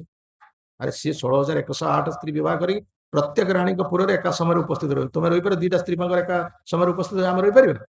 ତେଣୁ ଆମେ କେମିତି କୃଷ୍ଣଙ୍କ ସହିତ ପ୍ରତିଦ୍ୱନ୍ଦିତା କରିବା, କୃଷ୍ଣଙ୍କ ସହିତ ଆମେ ଚ୍ୟାଲେଞ୍ଜ କରିବା? କି ପ୍ରକାର କଥା? ତେଣୁ ସେ କଥା କୁନ୍ତି କହୁଛନ୍ତି ଏଟା କେହି ଜାଣିପାରୁନାହାନ୍ତି। କାହିଁକି, କଣ ପାଇଁ ଜାଣିପାରୁନାହାନ୍ତି? ନା ଇଏ ହଉଛି ମାୟାର କାର୍ଯ୍ୟ। ଏ ମାୟା ସମସ୍ତଙ୍କୁ ଭ୍ରମିତ କରିଛି। ସେ ମାୟାଟା କି ବସ୍ତୁ, ସେ ମାୟାଟା କି ପ୍ରକାର ବସ୍ତୁ ପରବର୍ତ୍ତୀ ଶ୍ଲୋକରେ କହୁଛନ୍ତି। ମାୟା ଜବନିକା ଛନ୍ନମ ଅଜ୍ଞମ୍ ଅଧକ୍ଷଜମ୍ ଅବ୍ୟୟମ୍ ନ ଲକ୍ଷ୍ୟ ସେ ମୂଢ ଦୃଶା ନଟୋ ନାଟ୍ୟ ଧର ଯଥା। ମାୟା ହଉଛି ଗୋଟେ ପରଦା। ଯେ ପ୍ରକୃତରେ ଭଗବାନଙ୍କର କେତେ ଅବତାର କଥା ଆମେ ସବୁ ପଢୁଛେ। ଗୀତ ଗୋବିନ୍ଦର 10 ଅବତାର କଥା କୁହାଯାଉଛି। କେଶବ ଦ୍ରୁତ ରାମ ଶରୀର, କେଶବ ଦ୍ରୁତ କୁର୍ମ ଶରୀର, କେଶବ ଦ୍ରୁତ ହଳଧର ରୂପ। ଭଗବାନ କେତେ ବିଭିନ୍ନ ଅବତାର, ଭଗବାନ କି ଅବତାର ସବୁ ଲୀଳା ପ୍ରକାଶ କରିଛନ୍ତି ଆମେ ସବୁ ଜାଣୁଛେ ଶୁଣୁଛେ, ତଥାପି ମଧ୍ୟ ଭଗବାନଙ୍କୁ ଆମେ ବିଶ୍ୱାସ କରୁନେ। ଏଇଟା କଣ? ଏଇଟା ହଉଛି ମାୟା। ମ୍ରିୟତେ ଅନୟା ଇତି ମାୟା। ଯୋଉଟା ପ୍ରକୃତ ବସ୍ତୁ ତାକୁ ଆମେ ଅପ୍ରକୃତ ବୋଲି କହୁଛେ, ଯୋଉଟା ଅପ୍ରକୃତ ବସ୍ତୁ ତାକୁ ପ୍ରକୃତ ବସ୍ତୁ ବୋଲି କହୁଛେ। ସତ୍କୁ ଅସତ୍ ବୋଲି ଭାବୁଛେ ଏବଂ ଅସତ୍କୁ ସତ୍ ବୋଲି ଭାବୁଛେ, ଇଏ ହଉଛି ମାୟା। ଯେମିତି ମରୁଭୂମିରେ ପଥିକ ଜଳର ଭ୍ରମ ଦେଖିକି କୁହେ ଜଳଟା ଦେଖାଯାଉଛି ଦୂରକୁ, କିନ୍ତୁ ମରିଚିକା ତାକୁ କୁହାଯାଉଛି। ସେଇଭଳି ଭାବରେ ବର୍ତ୍ତମାନ ଆମେ ଏଇ ଜଗତରେ ଯାହା କୁହାଯାଏ ଭ୍ରମିତ ହେଇଛି। ପ୍ରକୃତ ବସ୍ତୁ ଯେ ଭଗବାନଙ୍କୁ ଆମେ ଭୁଲି ଯାଇଛେ, ଅପ୍ରକୃତ ଅର୍ଥାତ୍ ପରିବାର ବନ୍ଧୁ ବାନ୍ଧବ ପ୍ରତି ଆମେ ମୋହାଗ୍ରସ୍ତ ହେଇଛେ। ଏଇଟା ହଉଛି ମାୟା। ତେଣୁ ସେଥିପାଇଁ କୁହାଯାଉଛି ମାୟାଟା ଗୋଟେ ପରଦା। ଭଗବାନଙ୍କୁ ଏବଂ ଜୀବଙ୍କ ମଧ୍ୟରେ ଦର୍ଶନ କରିବା ପାଇଁ ଜୀବ ଭଗବାନଙ୍କୁ ଦର୍ଶନ କରିପାରୁନି, କାହିଁକି ନା ମାୟା ଗୋଟେ ପ୍ରତିବନ୍ଧକ ବା ପରଦା ସଦୃଶ ଆମ ଆଗରେ ରହିଛି। ଏଠି ଯଦି ଗୋଟେ ପରଦା ପଡିବ, ମୁଁ ଆପଣଙ୍କୁ ଦେଖିପାରିବିନି କି ଆପଣମାନେ ମତେ ଦେଖିପାରିବେ ନାହିଁ। ତେଣୁ ମାୟାଟା ଗୋଟେ ପରଦା। ଭଗବାନ ଗୀତାରେ କହିଲେ ନାହଂ ପ୍ରକାଶ ସର୍ବସ୍ୟ ଯୋଗ ମାୟା ସମାବୃତମ୍ ମୂଢ ୟଂ ନା ବି ଜାନାତି ଲୋକ ମାମଜମ୍ ଅବ୍ୟୟମ୍। ମୁଁ ସର୍ବତ୍ର ସବୁଠାରେ ଦେଖାଯାଏ ନାହିଁ। ନାହଂ ପ୍ରକାଶ, ମୁଁ ସବୁଠାରେ ପ୍ରକାଶିତ ହୁଏ ନାହିଁ। ଯୋଗ ମାୟା ଦ୍ୱାରା ମୁଁ ଆବୃତ ହେଇକି ଥାଏ। ଏଇ ମାୟା ରୂପକ ପରଦା ଦ୍ୱାରା ମୁଁ ଆବୃତ ହେଇକି ଥାଏ। ତେଣୁ ଭଗବାନଙ୍କୁ ସମସ୍ତେ ଦେଖିପାରିବେ ନାହିଁ। ଯେତେବେଳେ ଭଗବାନ ତାଙ୍କର ବିଶ୍ୱରୂପ ପ୍ରକାଶ କଲେ ଧୃତରାଷ୍ଟ୍ରଙ୍କ ରାଜସଭାରେ, ଯେତେବେଳେ ଦୁର୍ଯ୍ୟୋଧନ ମନା କଲା ମୁଁ ଗୋଟିଏ ସୂଚି ପରିମାଣ ଜାଗା ମଧ୍ୟ ସ୍ଥାନ ମଧ୍ୟ ଦେବିନି, ବିନା ଯୁଦ୍ଧେ ନ ଦେବି ମୁଁ ସୂଚ୍ୟଗ୍ର ମେଦିନୀ, ଏବଂ ଭଗବାନଙ୍କୁ ବନ୍ଦୀ କରିବାର ଆସ୍ଫାଳନ ଦେଖେଇଲା, ସେତେବେଳେ ଭଗବାନ ତାଙ୍କର ଆଂଶିକ ବିଶ୍ୱରୂପ ପ୍ରକାଶ କଲେ। କେତେ ଜଣ ଦେଖୁଥିଲେ ସେଠି? କିଏ ଦେଖିଲେ? ଧୃତରାଷ୍ଟ୍ର ତ ଅନ୍ଧ, ଦୁର୍ଯ୍ୟୋଧନ ଦେଖିପାରିଲେ ନାହିଁ, କର୍ଣ୍ଣ ଦେଖିପାରିଲେ ନାହିଁ, ବା ଯୋଉମାନେ ସବୁ ଅଭକ୍ତ କେହି ଦେଖିପାରିଲେନି, କିନ୍ତୁ ଦେଖିଲେ ଭୀଷ୍ମ, ପିତାମହ ଭୀଷ୍ମ। ବିଦୁର ଦେଖିଲେ। ଯୋଉମାନେ ଭକ୍ତ ଦେଖିବେ। ଯୋମାଂ ପଶ୍ୟତି ସର୍ବତ୍ର ସର୍ବଂ ଚ ମୟି ପଶ୍ୟତି ତସ୍ୟାଂ ନ ପ୍ରଣଶ୍ୟମି ସ ଚ ମେ ନ ପ୍ରଣଶ୍ୟତି। ଭଗବାନ କହୁଛନ୍ତି ମୁଁ ଭକ୍ତଙ୍କ ଦୃଷ୍ଟିର ଅନ୍ତରାଳରେ ନଥାଏ, ଯେ ଭକ୍ତମାନେ ମତେ ଦେଖିବେ। କାରଣ ଭକ୍ତମାନେ ସେଇ ପ୍ରକାର ଅଞ୍ଜନ ବା ଭକ୍ତମାନେ ସେଇ ପ୍ରକାର ଚକ୍ଷୁ ଲାଭ କରିଛନ୍ତି, ଯୋଉ ଚକ୍ଷୁ ଦ୍ୱାରା ସେ ମତେ ଦର୍ଶନ କରିପାରିବେ। ଅଭକ୍ତ ଦେଖିପାରିବେନି। ହିରଣ୍ୟକଶିପୁ ଦେଖିପାରିଲାନି, ପ୍ରହ୍ଲାଦ ଦେଖିଲା। ପ୍ରେମାଞ୍ଜନ ଛୁରିତ ଭକ୍ତି ବିଲୋଚନେନ ସନ୍ତ ସଦୈବ ହୃଦୟେଷୁ ବିଲୋକୟନ୍ତି ଯଂ ଶ୍ୟାମ ସୁନ୍ଦରମ୍ ଅଚିନ୍ତ୍ୟ ଗୁଣ ସ୍ୱରୂପମ୍ ଗୋବିନ୍ଦମ୍ ଆଦି ପୁରୁଷମ୍ ତମହଂ ଭଜାମି। ଯୋଉମାନେ ଚକ୍ଷୁରେ ପ୍ରେମ ରୂପକ ଅଞ୍ଜନ, କିଏ ଅଞ୍ଜନ ସେ ଲଗେଇବେ ନା? ଗୁରୁଦେବ ଯେ ପ୍ରେମ ରୂପକ ଅଞ୍ଜନ ଚକ୍ଷୁରେ ଲଗେଇବେ, ସେ ଚକ୍ଷୁରେ ଅଞ୍ଜନ ଲଗେଇବା ପରେ ଆମେ ଭଗବାନଙ୍କୁ ସର୍ବତ୍ର ଦେଖିପାରିବା। ସ୍ଥାବର ଜଙ୍ଗମ ଦେଖେ ନ ଦେଖେ ତାର ମୂର୍ତ୍ତି, ସର୍ବତ୍ର ହୁଏ ତାର ଇଷ୍ଟ ଦେବ ସ୍ଫୂର୍ତ୍ତି। ଯେ ଭକ୍ତ ସେ ସବୁଠାରେ କୃଷ୍ଣ ଭଗବାନଙ୍କୁ ଦେଖୁଛି। କାହିଁକି ନା ଯେତେବେଳେ ସେ ଦେଖୁଛି ବୃକ୍ଷଟିଏ, ସେ ଦେଖୁଛି ଇଏ ହଉଛି ଭଗବାନଙ୍କର ସୃଷ୍ଟି। ପାହାଡ ଦେଖୁଛି, ସେ କହୁଛି ଇଏ ହଉଛି ଭଗବାନଙ୍କର ସୃଷ୍ଟି। ଜଳ ଦେଖୁଛି, ସିଏ ହଉଛି ଭଗବାନଙ୍କର ସୃଷ୍ଟି। ଏ ସବୁ କିଛି ଭଗବାନଙ୍କର ସୃଷ୍ଟି। ଯେମିତି ଚୈତନ୍ୟ ମହାପ୍ରଭୁ ପର୍ବତ ଦେଖିକି ସେ କଣ କହୁଥିଲେ? ଇଏ ହଉଛି ଗୋବର୍ଦ୍ଧନ ପର୍ବତ। ତେଣୁ ଗୋବର୍ଦ୍ଧନ ପର୍ବତକୁ ଦେଖିକି ମୂର୍ଚ୍ଛା ହେଇଯାଉଥିଲେ। ସମୁଦ୍ର ଦେଖିକି ଯମୁନା ତାଙ୍କର ସ୍ମୃତି ହଉଥିଲା। ସମୁଦ୍ରରେ ସେ ଲମ୍ପ ପ୍ରଦାନ କରିକି ସେଥିରେ ମୂର୍ଚ୍ଛା ହେଇଯାଉଥିଲେ। এই ପ୍ରକାର ଭାବରେ ଯେ ଭକ୍ତ ସେ ସର୍ବତ ସବୁ ସୃଷ୍ଟିକୁ ସେ ଭଗବାନଙ୍କ ରୂପରେ ଦର୍ଶନ କରେ, କିନ୍ତୁ ଅଭକ୍ତ ତାକୁ କିଛି ଦେଖାଯିବନି। ଆମ ଗୁରୁଦେବ କହନ୍ତି ଯେ ବର୍ନ ବ୍ଲାଇଣ୍ଡ, ଯେ ଅନ୍ଧ ଜନ୍ମରୁ ସିଏ ଯଦି କହିବ ମୁଁ ଦିନ ରାତି ମୁଁ କରୁଛି, ମୁଁ ଯେତେବେଳେ ଶୋଉଛି ସେଟା ମୋ ପାଇଁ ହଉଛି ରାତି, ମୁଁ ଯେତେବେଳେ ଉଠୁଛି ମୋ କାମ କରୁଛି ସେଟା ହଉଛି ମୋ ପାଇଁ ଦିନ, ତା କଥା କିଏ ବିଶ୍ୱାସ କରିବ? ହଁ, ଆମର ଗୋଟେ ପଢୁଥିଲା born blind man. Blind man କହୁଛି ମୋ ଦିନ ରାତି ମୁଁ କରୁଛି, ମୁଁ ଯେତେବେଳେ ଶୋଉଛି ସେଟା ମୋ ପାଇଁ ରାତି, ଆଉ ମୁଁ ଯେତେବେଳେ ମୋର କାର୍ଯ୍ୟ କରୁଛି ସେଟା ହଉଛି ମୋ ପାଇଁ ଦିନ। ଯେତେବେଳେ ସୂର୍ଯ୍ୟ ଉଠିଲେ ସେତେବେଳେ ଯଦି ଶୁଏ, ତାକୁ କଣ କୁହାଯିବ ସେଟା ରାତି? ହଁ, ଇଏ କି ପ୍ରକାର କଥା? ଯେମିତି 4 ଜଣ ଅନ୍ଧ ଗଲେ ଗୋଟେ ହାତୀ ଦେଖିବା ପାଇଁ। ଗୋଟେ ଅନ୍ଧ କଣ କଲା ନା ତାର ଲାଙ୍ଗୁଡଟାକୁ ଆଉଁସି କହିଲା ହାତୀଟା ଦେଖିବା ପାଇଁ, କଣ ନା ହାତୀଟା ଦେଖିବା ପାଇଁ ଗୋଟେ ରସି ଦୌଡି ଭଳିଆ। ଆଉ ଜଣେ ହାତୀକୁ ତାର ଗୋଡଟାକୁ ଆଉଁସି କହିଲା ନା ନା ନା ଦୌଡି ଭଳିଆ ନୁହେଁ ହାତୀ, ହାତୀଟା ହଉଛି ଗୋଟେ ସ୍ତମ୍ଭ ବାଗିଆ। ଆଉ ଗୋଟେ କହିଲା ନା ନାଇଁ ତାର ପେଟଟାକୁ ଆଉଁସିଲା, ହାତୀର ପେଟକୁ ଆଉଁସି କହିଲା ନା ନା ସ୍ତମ୍ଭ ନୁହେଁ କି ସେଟା ଦୌଡି ଭଳିଆ ନୁହେଁ, ହାତୀଟା ହଉଛି ଗୋଟେ କାନ୍ଥ ଭଳିଆ। ସେ ଆଉ ଗୋଟେ ଅନ୍ଧ ଗଲା, ତାର କାନଟାକୁ ଆଉଁସିଲା, କାନଟାକୁ ଆଉଁସି କହିଲା ତମେ କଣ ଭୁଲ କହୁଛ, ସେ ହାତୀ କାନ୍ଥ ଭଳିଆ ନୁହେଁ କି ହାତୀ ସ୍ତମ୍ଭ ଭଳିଆ ନୁହେଁ, ହାତୀ ଦୌଡି ଭଳିଆ, ହାତୀଟା ଗୋଟେ କୁଲା ଭଳିଆ। ତେଣୁ 4 ଜଣ ଅନ୍ଧ 4 ପ୍ରକାର ହାତୀ କହିଲେ। ଇଏ କହିଲା କୁଲା, ସିଏ କହିଲା ସ୍ତମ୍ଭ, ସିଏ କହିଲା ଦୌଡି, ଇଏ କହିଲା କାନ୍ଥ। ତେଣୁ ହାତୀ କଣ କମ ସ୍ତମ୍ଭ ଭଳିଆ, ନା ହାତୀ କଣ କୁଲା ଭଳିଆ, ନା ହାତୀ ଭଳିଆ କାନ୍ଥ ଭଳିଆ? ହାତୀ ଗୋଟେ ବିରାଟ ପ୍ରାଣୀ, ତାର ପେଟଟା ହଉଛି କାନ୍ଥ ଭଳି, ତାର ପାଦଟା ହଉଛି ସ୍ତମ୍ଭ ଭଳି, ତାର ଲାଞ୍ଜଟା ହଉଛି ଦୌଡି ଭଳି। ଯେ ଦେଖୁଛି, ଆଖି ଯାହାର ଅଛି ସେ ଦେଖୁଛି। ତେଣୁ ଯେ ଭକ୍ତ ସେ ଭଗବାନଙ୍କୁ ଦେଖୁଛି, ଯେ ଅଭକ୍ତ ଦେଖିପାରୁନି। ସେଥିପାଇଁ ମାୟା ଗୋଟେ ପରଦା ସୃଷ୍ଟି କରିଛି। ମାୟା ଯବନିକା ଛନ୍ନମ, କୁନ୍ତି ଦେବୀ କହିଲେ ମାୟା ପରଦା ସୃଷ୍ଟି କରିଛି, ଯୋଉମାନେ ଅଭକ୍ତ ତାଙ୍କୁ ଦେଖିପାରୁନାହାନ୍ତି। ତାପରେ କହୁଛନ୍ତି କିଭଳି ଭାବରେ ଆମେ ଦେଖିପାରୁନାହୁଁ ନା ଅଜ୍ଞ, ଆମେମାନେ ଅଜ୍ଞ ହେଇଥିବା ହେତୁ, ଆମେମାନେ ମୂର୍ଖ ହେଇଥିବା ହେତୁ। ଭଗବାନ ଅଜ୍ଞ କଥା, ମୂଢ କଥା ଗୀତାରେ ବହୁ ବାର କହିଛନ୍ତି। ଅବଜାନନ୍ତି ମାଂ ମୂଢା ମାନୁଷୀಂ ତନୁମାଶ୍ରିତମ୍ ପରମ ଭାବ ମଜାନନ୍ତୋ ମମ ଭୂତ ମହେଶ୍ୱରମ୍। ମତେ ମୂଢ ଲୋକମାନେ ମୂର୍ଖ ଲୋକମାନେ ମତେ ଜାଣିପାରିବେ ନାହିଁ, ଅଜ୍ଞ ଲୋକମାନେ ମତେ ଜାଣିପାରିବେ ନାହିଁ। କାହିଁକି ନା ମୁଁ ମନୁଷ୍ୟ ରୂପ ଧାରଣ କରିଥିଲି, ମନୁଷ୍ୟ ରୂପ ଧାରଣ କରିଛି, ସେଥିପାଇଁ ମଧ୍ୟ ସେମାନେ ମତେ ଭଗବାନ ବୋଲି ଗ୍ରହଣ କରୁନାହାନ୍ତି। ଅବଜାନନ୍ତି ମାଂ ମୂଢା ବୋଲି କୁହାଯାଇଛି। ନମାଂ ପ୍ରପଦ୍ୟନ୍ତେ ମୂଢା ଦୁଷ୍କୃତୀନ ନରାଧମା ମାୟୟା ଅପହୃତ ଜ୍ଞାନ ଆସୁରମ୍ ଭାବମାଶ୍ରିତା। ଏଇ ଯୋଉ ଚାରି ପ୍ରକାର ଲୋକ, ଏମାନେ କେବେ ହେଲେ ମୋର ଶରଣାପନ୍ନ ହେବେ ନାହିଁ। ଚାରି ପ୍ରକାର ଲୋକ କିଏ ନା ମୂଢା, ଯୋଉମାନେ ରାସ୍କେଲ୍ସ ବା ଯୋଉମାନେ ପ୍ରଭୁପାଦଙ୍କ ଭାଷାରେ ନିର୍ବୋଧ। ନମାଂ ପ୍ରପଦ୍ୟନ୍ତେ ମୂଢା ଦୁଷ୍କୃତୀନ ନରାଧମ, ଆଉ ନରାଧମ ଯୋଉମାନେ ଅତି ଅଧମ ବ୍ୟକ୍ତି, ପାଠଶାଠ ପଢିଛନ୍ତି କିନ୍ତୁ କିଛି ଜାଣିନାହାନ୍ତି। ମାୟା ଅପହୃତ ଜ୍ଞାନ, ଯାହାଙ୍କର ଜ୍ଞାନକୁ ମାୟା ଅପହରଣ କରିନେଇଛି, ଏବଂ ଆସୁରମ୍ ଭାବ ଆଶ୍ରିତା, ଏବଂ ଯୋଉମାନେ ଆସୁର ସ୍ୱଭାବ ସମ୍ପନ୍ନ, ସେମାନେ କେବେ ହେଲେ ଭଗବାନଙ୍କୁ ଜାଣିପାରିବେ ନାହିଁ। ଏଇ ଚାରି ପ୍ରକାର ଲୋକ କେବେ ହେଲେ ଭଗବାନଙ୍କୁ ଜାଣିବେ ନାହିଁ। ତେଣୁ ସେଇଭଳି ମୂଢ ଲୋକମାନେ ଯେ ପ୍ରକୃତ ପକ୍ଷେ ଭଗବାନଙ୍କୁ ଜାଣିବେନି, ସେମାନେ କହିବେ କାହିଁ କୋଉଠି ଭଗବାନ, କୋଉ ସେ ନିରାକାର, ସିଏ ହଉଛି ନିର୍ବିଶେଷ। ଆରେ ସେଇ ପ୍ରଭୁଙ୍କ ଠାରୁ ଆମେ ସବୁ କିଛି ପ୍ରାପ୍ତ ହଉଛେ। କଣ ନ ପାଉଛେ ଆମେ? ଜଳ ପାଉଛେ ତାଙ୍କ ଠାରୁ, ଆଲୋକ ପାଉଛେ ତାଙ୍କ ଠାରୁ, ଅଗ୍ନି ପାଉଛେ ତାଙ୍କ ଠାରୁ, ବାୟୁ ପାଉଛେ, ଯୋଉ ନିଶ୍ୱାସ ପ୍ରଶ୍ୱାସର ବାୟୁ ଆମେ ପ୍ରାପ୍ତ ହଉଛି, ସେ କିଏ ଦଉଛନ୍ତି? ଅଗ୍ନି କିଏ ଦଉଛି? ଆଲୋକ କିଏ ଦଉଛି? ଜଳ କିଏ ଦଉଛି?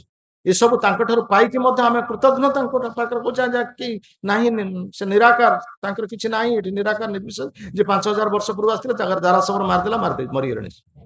ଏଭଳି ଭାବରେ କଥା କହିବା ଯଦି ଆମ ଅଜ୍ଞ ନୁହନ୍ତି ଆଉ କଣ, ମୂର୍ଖ ନୁହନ୍ତି ଆଉ କଣ? ସେଇ କଥା କୁନ୍ତି ଦେବୀ କହୁଛନ୍ତି, ମାୟା ଯବନିକା ଛନମ ଅଜ୍ଞମ୍। ଆମେ ହଉଛୁ ଅଜ୍ଞ, ଆମେ ହଉଛୁ ନିର୍ବୋଧ। ମାୟା ଯବନିକା ଛନ୍ନମ ଅଜ୍ଞମ ଆଉ ଅଧକ୍ଷଜ। ଭଗବାନ ହଉଛନ୍ତି ଅଧକ୍ଷଜ। ଅଧକ୍ଷଜ ମାନେ ଯାହାଙ୍କୁ ଆମର ଏଇ ଜଡ ଇନ୍ଦ୍ରିୟ ସାହାଯ୍ୟରେ ଆମେ ତାଙ୍କୁ ଜାଣିପାରିବା ନାହିଁ। ଭଗବାନଙ୍କୁ ଆମର ଏଇ ଯୋଉ ଇନ୍ଦ୍ରିୟ ବୋଲି ଆମେ ଗର୍ବ କରୁଛେ, ଚକ୍ଷୁ, କର୍ଣ୍ଣ, ନାସିକା, ଜିହ୍ବା, କର୍ମେନ୍ଦ୍ରିୟ, ଜ୍ଞାନେନ୍ଦ୍ରିୟ ଦ୍ୱାରା ଆମେ ଭଗବାନଙ୍କୁ ଜାଣିପାରିବା ନାହିଁ। ସେ ହଉଛି ଇନ୍ଦ୍ରିୟର ଊର୍ଦ୍ଧ୍ୱ ବସ୍ତୁ, ଅଧକ୍ଷଜ ବୋଲି, ଯାହାଙ୍କୁ ଇନ୍ଦ୍ରିୟ ଜ୍ଞାନ ଦ୍ୱାରା ଜାଣିପାରିବା ନାହିଁ। ଆମ ଚକ୍ଷୁ ସମକ୍ଷରେ ଯଦି ଭଗବାନ ଏଠି ଚଳପ୍ରଚଳ ହେବେ, ଆମେ କହିବା ଜାଣିପାରିବାନି, କାରଣ ଆମେ ତ ନିଜକୁ ଭଗବାନ ବୋଲି ଭାବୁଛେ। ହିରଣ୍ୟକଶିପୁ ଭଗବାନଙ୍କୁ ଜାଣିପାରିଲାନି, କାହିଁକି? ସେ ନିଜକୁ ଭଗବାନ ବୋଲି ଭାବୁଥିଲା। କଳିଯୁଗରେ ତ ସମସ୍ତେ ନିଜକୁ ଭଗବାନ ବୋଲି ଭାବୁଛନ୍ତି, ତାହେଲେ ଭଗବାନ କେମିତି ଜାଣିବେ? ନିଜେ ଯେତେବେଳେ ଦ୍ୱାପର ଯୁଗରେ ଭଗବାନ ଆସିଥିଲେ, କେତେ ଜଣ ତାଙ୍କୁ ଭଗବାନ ବୋଲି ଜାଣିଥିଲେ? ଦୁର୍ଯ୍ୟୋଧନ, ଶିଶୁପାଳ, ପଣ୍ଡରକ ବାସୁଦେବ। ପଣ୍ଡରକ ବାସୁଦେବ ତାଙ୍କ ସହ ପ୍ରତିଦ୍ୱନ୍ଦିତା କଲା, ଯୁଦ୍ଧ କଲା, ତୁ କଣ କୃଷ୍ଣ ଭଗବାନ ବୋଲି କହୁଛ? ମୁଁ ହଉଛି ଭଗବାନ, ମୁଁ ବିଷ୍ଣୁ, ଶଙ୍ଖ ଚକ୍ର ଗଦା ପଦ୍ମ ଧାରଣ କରୁଛି। ତେଣୁ ଯେତେବେଳେ ନିଜେ ଭଗବାନ ଆସୁଛନ୍ତି, ତାଙ୍କ ସହିତ ପ୍ରତିଦ୍ୱନ୍ଦିତା ହେଇଛି, ଆଉ ଏ କଳିଯୁଗରେ କଣ ତାଙ୍କୁ ଭଗବାନ ବୋଲି ଜାଣିବା? ସେଥିପାଇଁ ସେ ହଉଛନ୍ତି ଅଧକ୍ଷଜ, ତାହାଙ୍କୁ ଇନ୍ଦ୍ରିୟ ଜ୍ଞାନ ଦ୍ୱାରା ଆମେ ଜାଣିପାରିବା ନାହିଁ। ଏଇ ଇନ୍ଦ୍ରିୟକୁ ଆମକୁ ଶୁଦ୍ଧ କରିବା ପାଇଁ ପଡିବ। ଇନ୍ଦ୍ରିୟ କିଭଳି ଭାବରେ ଶୁଦ୍ଧ ହବ? ନା ପ୍ରେମ ରୂପକ ଅଞ୍ଜନ ଲଗେଇବା ପାଇଁ ପଡେ ଚକ୍ଷୁରେ। এই ଚକ୍ଷୁଟା ଆମର ପ୍ରକୃତ ପକ୍ଷେ ପରଳ ଲାଗିଯାଇଛି, ଯାହାଫଳରେ ଚଷମା ବ୍ୟବହାର କରୁଛେ। ଆମେ ଦେଖିପାରୁନେ, ସାଧାରଣ ବସ୍ତୁକୁ ଆମେ ଦେଖିପାରୁନେ, ଭୌତିକ ଜଗତର ବସ୍ତୁ ଦେଖିପାରୁନେ, ଚଷମା ଲଗା ହଉଛି। କୃଷ୍ଣଙ୍କୁ କଣ ଦେଖିବ ତମେ ଏଇ ଚକ୍ଷୁରେ? ଭଗବାନଙ୍କୁ ଦିବ୍ୟ, ଅର୍ଜୁନକୁ ଦିବ୍ୟ ଚକ୍ଷୁ ଦିଆଗଲା, ସେ ବିଶ୍ୱରୂପ ଦେଖିଲେ, ଭଗବାନ ପାଖରେ ଥାଇକି ମଧ୍ୟ ତାଙ୍କୁ ଦିବ୍ୟ ଚକ୍ଷୁ ପ୍ରଦାନ କରାଗଲା। ତେଣୁ ଏଇ ଚକ୍ଷୁ ଦ୍ୱାରା ତାଙ୍କୁ ଆମେ ଜାଣିପାରିବା ନାହିଁ। ସେଥିପାଇଁ ଏଇ ଜଡ ଇନ୍ଦ୍ରିୟ ସାହାଯ୍ୟରେ ତାଙ୍କୁ ଜାଣିପାରିବା ନାହିଁ। ତେଣୁ ଇନ୍ଦ୍ରିୟକୁ ଆମକୁ ଶୁଦ୍ଧ କରିବା ପାଇଁ ପଡେ। ସେଥିପାଇଁ ଆମେ ମାନେ କୃଷ୍ଣ ଚେତନା ସଂଘରେ ବର୍ତ୍ତମାନ ସାଧନ ଭକ୍ତିର ଅଭ୍ୟାସ କରୁଛେ। 4ଟି ସାଧନ ବିଧିକୁ କଡାକଡି ଭାବରେ ପାଳନ କରୁଛେ। ତା ସହିତ 16 ମାଳା ପ୍ରତ୍ୟେକ ଦିନ ଅଭ୍ୟାସ କରି ଜପ କରାଯାଉଛି, ଶାସ୍ତ୍ର ଅଧ୍ୟୟନ କରାଯାଉଛି, ସାଧୁ ସଂଘ କରାଯାଉଛି। ଏହା ଦ୍ୱାରା କଣ ହଉଛି? ଇନ୍ଦ୍ରିୟ ମାନଙ୍କୁ ଶୁଦ୍ଧ କରାଯାଉଛି, ଯଦ୍ୱାରା ଆମେ ଭଗବାନଙ୍କୁ ସର୍ବତ୍ର ଦେଖିବା। ନହେଲେ ଏଇ ଭଗବାନଙ୍କୁ ଆମେ ଦେଖିପାରିବା ନାହିଁ। ସେ ହଉଛନ୍ତି ଇନ୍ଦ୍ରିୟର ବାହାର ବସ୍ତୁ। ଇନ୍ଦ୍ରିୟ ସାହାଯ୍ୟରେ, ଏଇ ଜଡ ଇନ୍ଦ୍ରିୟ ସାହାଯ୍ୟରେ ତାଙ୍କୁ ଜାଣିପାରିବା ନାହିଁ। ତ ସେଥିପାଇଁ ସେ କହିଲେ ଅଧକ୍ଷଜ। ଦିଟା ହଉଛି ପ୍ରତିବନ୍ଧ, ଗୋଟେ ହଉଛି ଅଜ୍ଞ, ଗୋଟେ ହଉଛି ଅଧକ୍ଷଜ, ଆଉ ମାୟା ହଉଛି ଗୋଟେ ପରଦା। କେମିତି ଆମେ ତାକୁ ଜାଣିବା? ନ ଲକ୍ଷ୍ୟସେ ମୂଢ ଦୃଶା ନଟୋ ନାଟ୍ୟ ଧର ଯଥା। ଆଉ ଗୋଟେ ଉଦାହରଣ କୁନ୍ତି ଦେଲେ, ବଢିଆ ଉଦାହରଣ। ଯେମିତି ଗୋଟେ ନାଟକ ହଉଛି, ରଙ୍ଗମଞ୍ଚରେ ଅଭିନେତା ମାନେ ଅଭିନୟ ପ୍ରଦର୍ଶନ କରୁଛନ୍ତି, କିନ୍ତୁ ସେଇ ଯେ ଅଭିନେତା ଯୋଉମାନେ ଅଭିନୟ କରୁଛନ୍ତି, ତାଙ୍କର ପିଲା ବସିକି ନାଟକ ଦେଖୁଛି। କିନ୍ତୁ ସେ ତାର ପିଲାର ପିତା ଅଭିନୟ କରୁଛି, ରାଜା ଭୂମିକାରେ ଅଭିନୟ କରୁଛି, କିନ୍ତୁ ପିଲାଟି ଚିହ୍ନି ପାରୁନି, ଜାଣିପାରୁନି। ସେ ପଚାରୁଛି ପାଖ ଲୋକ, ମୋ ବାପା କଣ ରୋଲ କରୁଛି ଏଠି, କହିଲ ତୁମେ କି କହିଲ ଯେ ବାପା କଣ ଏଥିରେ ଅଭିନୟ କରୁଛନ୍ତି? ସେଠୁ ଯିଏ ଚିହ୍ନିବା ଲୋକ, ଯିଏ ବୟସ୍କ ଲୋକ, ସେ କହିଲା, ଆରେ ବାପା ତ ରାଜା ହେଇଛନ୍ତି, ସେ ମୁକୁଟ ପିନ୍ଧୁଛନ୍ତି, ନିଶ ରଖିଛନ୍ତି, ସୁନ୍ଦର ରାଜ ପୋଷାକରେ ବସିଛନ୍ତି। କହିଲେ ଏଇଟା ତ ଜାଣି ହଉନି। ଆରେ ଚିହ୍ନିବ କେମିତି? ସେ ବା ନିଶ ଲଗେଇଛନ୍ତି, ସେ ବା ପୋଷାକ ପିନ୍ଧୁଛନ୍ତି, ମୁକୁଟ ପିନ୍ଧୁଛନ୍ତି, ଜାଣିବ କେମିତି? ଜାଣୁଛି କିଏ ନା ଭକ୍ତ ଯେ ଜାଣୁଛି ଭଗବାନ, ସାଧାରଣ ଲୋକ କଣ ଜାଣିବ? ତେଣୁ ସେ କଥା କହ, ନ ଲକ୍ଷ୍ୟ ସେ ମୂଢ ଦୃଶା ନଟ ନାଟ୍ୟ ଧର ଯଥା। ଯେମିତି ସାଧାରଣ ଲୋକ ଭଗବାନଙ୍କୁ ଜାଣିପାରୁନି, ଯିଏ ଅଭକ୍ତ ଭଗବାନଙ୍କୁ ଜାଣିପାରୁନି, ଯିଏ ଭକ୍ତ ସେ ଭଗବାନଙ୍କୁ ଜାଣିପାରୁଛି। ଭକ୍ତାମାଂ ଅଭିଜାନାତି, ଯେ ଭକ୍ତ ସେ ଭଗବାନଙ୍କୁ ଜାଣିବ, ଆଉ କିଏ ସାଧାରଣ ଲୋକ ସେ ଜାଣିପାରିବ? ତେଣୁ ଯେମିତି ଗୋଟେ ଛୋଟ ପିଲା ଅଭିନେତାଙ୍କୁ ସେ ଚିହ୍ନି ପାରୁନି, ତା ପାଖରେ ଥିବା ଲୋକ ସେ ତାଙ୍କୁ ଜଣେଇ ଦଉଛି, ଠିକ ସେଇଭଳି ଭାବରେ ଆମେ ଆମର ଏଇ ଜଡ଼ ଇନ୍ଦ୍ରିୟ ସାହାଯ୍ୟରେ ଭଗବାନଙ୍କୁ ଜାଣିପାରିବା ନାହିଁ। ଯିଏ ଆମର ଭକ୍ତ, ଶୁଦ୍ଧ ଭକ୍ତ ହୁଅନ୍ତୁ, ଗୁରୁ ହୁଅନ୍ତୁ, ପ୍ରତିନିଧି ଯିଏ ଅଛନ୍ତି ଭଗବାନଙ୍କର, ସିଏ ଆମକୁ ଦେଖେଇଲେ ବା ସିଏ ଆମକୁ ଶିକ୍ଷା ଦେଲେ ଆମେ ତାଙ୍କୁ ଜାଣିବା। ତା ନହେଲେ ଆମ ନିଜ ଇଚ୍ଛା, ନିଜ ମେଧା, ନିଜର ପାଣ୍ଡିତ୍ୟ, ନିଜର ବିଦ୍ୟା, ନିଜର ବୁଦ୍ଧି, ନିଜର ଗାରିମା ବଳରେ ଭଗବାନଙ୍କୁ ଆମେ ଜାଣିପାରିବା ନାହିଁ। এই କଥା ମଧ୍ୟ ବ୍ରହ୍ମା କହୁଛନ୍ତି ବ୍ରହ୍ମ ବିମୋହନ ଲୀଳାରେ ଦଶମ ସ୍କନ୍ଧ ଭାଗବତରେ। ବହୁତ ସୁନ୍ଦର ଶ୍ଲୋକ ବ୍ରହ୍ମାଙ୍କର ସ୍ତୁତି ରହିଛି। ଜ୍ଞାନେ ପ୍ରୟାସ୍ୟ ଉଦପାସ୍ୟ ନମନ୍ତ ଏବ ଜୀବନ୍ତି ସମ୍ମୁଖିରତାଂ ଭବଦୀୟ ବାର୍ତ୍ତା ସ୍ଥାନେ ସ୍ଥିତା ଶ୍ରୁତିଗତାଂ ତନୁବାଂ ମନୋଭି ତେ ପ୍ରାୟେଷୁ ଅପି ଅଜିତ ଜିତ ତ୍ରୈସ୍ତ୍ରୀଲୋକ୍ୟାଂ। ନିଜର ଜ୍ଞାନ, ଯୋଉମାନେ ଜ୍ଞାନୀ ବୋଲି ନିଜକୁ ଭାବୁଛନ୍ତି, ନିଜକୁ ବିଦ୍ୱାନ ବୋଲି ଯୋଉମାନେ ଭାବୁଛନ୍ତି, ନିଜ ବିଦ୍ୱାନ ବଳରେ, ବିଦ୍ବତ୍ତା ବଳରେ, ନିଜର ଜ୍ଞାନ ବଳରେ ତୁମେ ଭଗବାନଙ୍କୁ ଜାଣିପାରିବ ନାହିଁ। ଉଦ୍ଧବ କଥା କୁହାଯାଇଛି, ଉଦ୍ଧବ ଥିଲେ ଜ୍ଞାନୀ, ବୃହସ୍ପତିଙ୍କର ଅବତାର ବୋଲି କୁହାଯାଏ ଉଦ୍ଧବଙ୍କୁ। ଉଦ୍ଧବଙ୍କୁ ପରୀକ୍ଷା କରିବା ପାଇଁ ଭଗବାନ ପଠେଇଲେ ଗୋପୀମାନଙ୍କ ପାଖକୁ, ଯାଅ ତୁମେ ତ ବଡ ଜ୍ଞାନୀ, ତାଙ୍କୁ ବୁଝେଇବ ଯାଅ। କିନ୍ତୁ ଗୋପୀମାନେ ଏମିତି ପାଠ ପଢେଇଲେ ଉଦ୍ଧବଙ୍କୁ, ଉଦ୍ଧବ ସେଠି ଚୁପ୍, ପାଟି କିଛି କଥା କହିପାରିଲେନି। କହିଲେ ଏମାନଙ୍କର ପାଦ ଧୂଳି ଆଣିକି ମୋ ମସ୍ତକରେ ବଳି ହେବା ଦରକାର। ଅସାମହୋ ଚରଣ ରେଣୁ ଜୁଷାମହ ସ୍ୱାଂ ବୃନ୍ଦାବନ ଗୁଳ୍ମ ଲୋତୋଷଧିନା ଯାଦୁସ୍ତେଜ୍ୟା ସ୍ୱଜନଂ ଆର୍ଯ୍ୟଂ ପଥଂ ଚ ହିତ୍ୱା ଭେଜୁର୍ ମୁକୁନ୍ଦ ପଦଭି ସ୍ମୃତିଭି ବିମୂର୍ତ୍ତ୍ୟା। এই କଥା ଉଦ୍ଧବ ନିଜେ କହିଛନ୍ତି, ଏମାନଙ୍କର ଚରଣ ରେଣୁକୁ ଆଣିକି ମୋ ମସ୍ତକରେ ବଳି ହେବା ଉଚିତ। କାହିଁକିନା ଏମାନେ ଯୋଉ ପ୍ରକାର ସ୍ଥିତି ପ୍ରାପ୍ତ ହୋଇଛନ୍ତି, ଏମାନେ କୃଷ୍ଣଙ୍କୁ ଏତେ ଭଲ ପାଉଛନ୍ତି, ମୁଁ ନିଜ ଜ୍ଞାନ ବଳରେ, ମୁଁ ନିଜର ଶାସ୍ତ୍ର ବଳରେ ମୁଁ ଏମାନଙ୍କୁ କଣ ବୁଝେଇବି? ଇଏ ତ ଶାସ୍ତ୍ର ଉପରେ କଥା କହୁଛନ୍ତି ଏମାନେ।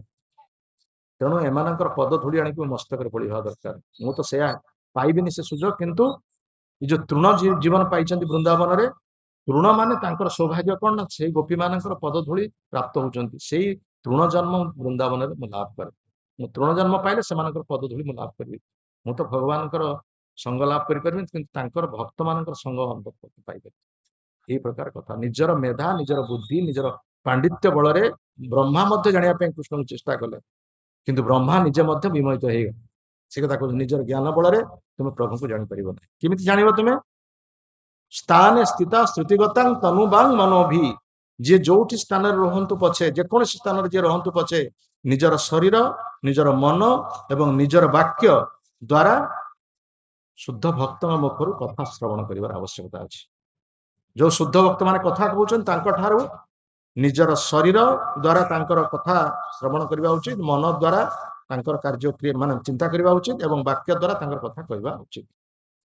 ଶରୀର ଦ୍ୱାରା ଭଗବାନଙ୍କର ସେବା କରିବା ଉଚିତ, ମନରେ ତାଙ୍କ କଥା ଚିନ୍ତା କରିବା ଉଚିତ, ଏବଂ ବାକ୍ୟ ଦ୍ୱାରା ତାଙ୍କର କଥା କହିବା ଉଚିତ ଶୁଦ୍ଧ ଭକ୍ତ ମାନଙ୍କୁ ଶ୍ରବଣ କରିବା ପରେ। ତେଣୁ ନିଜ ମେଧା, ବୁଦ୍ଧି, ପାଣ୍ଡିତ୍ୟ ଦ୍ୱାରା ତୁମେ କେବେ ହେଲେ ଜାଣିପାରିବ ନାହିଁ। এই କଥା କୁହାଯାଇଛି। ସେ କଥା ମଧ୍ୟ କୁନ୍ତି ଦେବୀ କହୁଛନ୍ତି, ନ ଲକ୍ଷ୍ୟ ସେ ମୂଢ ଦୃଶା ନଟୋ ନାଟ୍ୟ ଧର। ଯେମିତି ଅଭିନେତାଙ୍କୁ ଜାଣିପାରିବା ନାହିଁ, ସାଧାରଣ ଲୋକ ଜାଣିପାରେନି, ସେଇଭଳି ଭାବରେ ଆମେ ନିଜ ବିଦ୍ୟା ବୁଦ୍ଧି ବଳରେ କୃଷ୍ଣଙ୍କୁ, ଭଗବାନଙ୍କୁ ଜାଣିପାରିବା ନାହିଁ। ତାପରେ ପରବର୍ତ୍ତୀ ଶ୍ଲୋକରେ ସେ କହୁଛନ୍ତି କୁନ୍ତି ଦେବୀ ଯେ ମୁଁ ତ ଜଣେ ସାଧାରଣ ନାରୀ, ନାରୀ ମାନଙ୍କୁ ନିମ୍ନ ଜନି ବୋଲି କୁହାଯାଇଛି, ନିଚ ଜନି ବୋଲି କୁହାଯାଇଛି। ଯାହାଙ୍କୁ ଜାଣିବା ପାଇଁ ବର୍ଷ ବର୍ଷ, ହଜାର ହଜାର ବର୍ଷ ତପସ୍ୟା କରିକି ମଧ୍ୟ କୃଷ୍ଣଙ୍କୁ ଜାଣିପାରୁନାହାନ୍ତି, ତାଙ୍କ ତପସ୍ୟାରେ ସେମାନେ ଅସଫଳ ହଉଛନ୍ତି। ମୁଁ ଜଣେ ସାଧାରଣ ନାରୀ, ମୁଁ କେମିତି ତାଙ୍କୁ ଜାଣିବି? ଯଥା ପରମହଂସାନାମ୍ ମୁନିନାମ୍ ଅମଳ ଆତ୍ମାନାମ୍ ଭକ୍ତି ଯୋଗ ବିଧାନ ଅର୍ଥ କଥଂ ପଶ୍ୟମ ହି ସ୍ତ୍ରିୟମ୍। ମୁଁ ଜଣେ ସାଧାରଣ ସ୍ତ୍ରୀ। ଦେଖନ୍ତୁ, ସ୍ତ୍ରୀ ବୋଲି ନିଜକୁ ସେ କେତେ ନମ୍ର, କେତେ ନିଜକୁ ନିଚ ବୋଲି ସେ କହୁଛନ୍ତି। ମୁଁ ଜଣେ ସାଧାରଣ ନାରୀ, ମୁଁ ଜଣେ ବହୁତ ନିକୃଷ୍ଟ ସ୍ତରର ବ୍ୟକ୍ତି। ମୁଁ ସେ ପ୍ରଭୁଙ୍କୁ ଜାଣିବି କେମିତି, ଯିଏ ଯାହାଙ୍କୁ ଭକ୍ତି ଯୋଗ ବଳରେ ଜଣା ଯାଇପାରିବେ। ଭକ୍ତି ଯୋଗ ବଳରେ ଯିଏ ଜାଣିପାରିବେ, ମୁଁ ତ ଭକ୍ତ ନୁହେଁ, ମୁଁ କେମିତି ଜାଣିବି?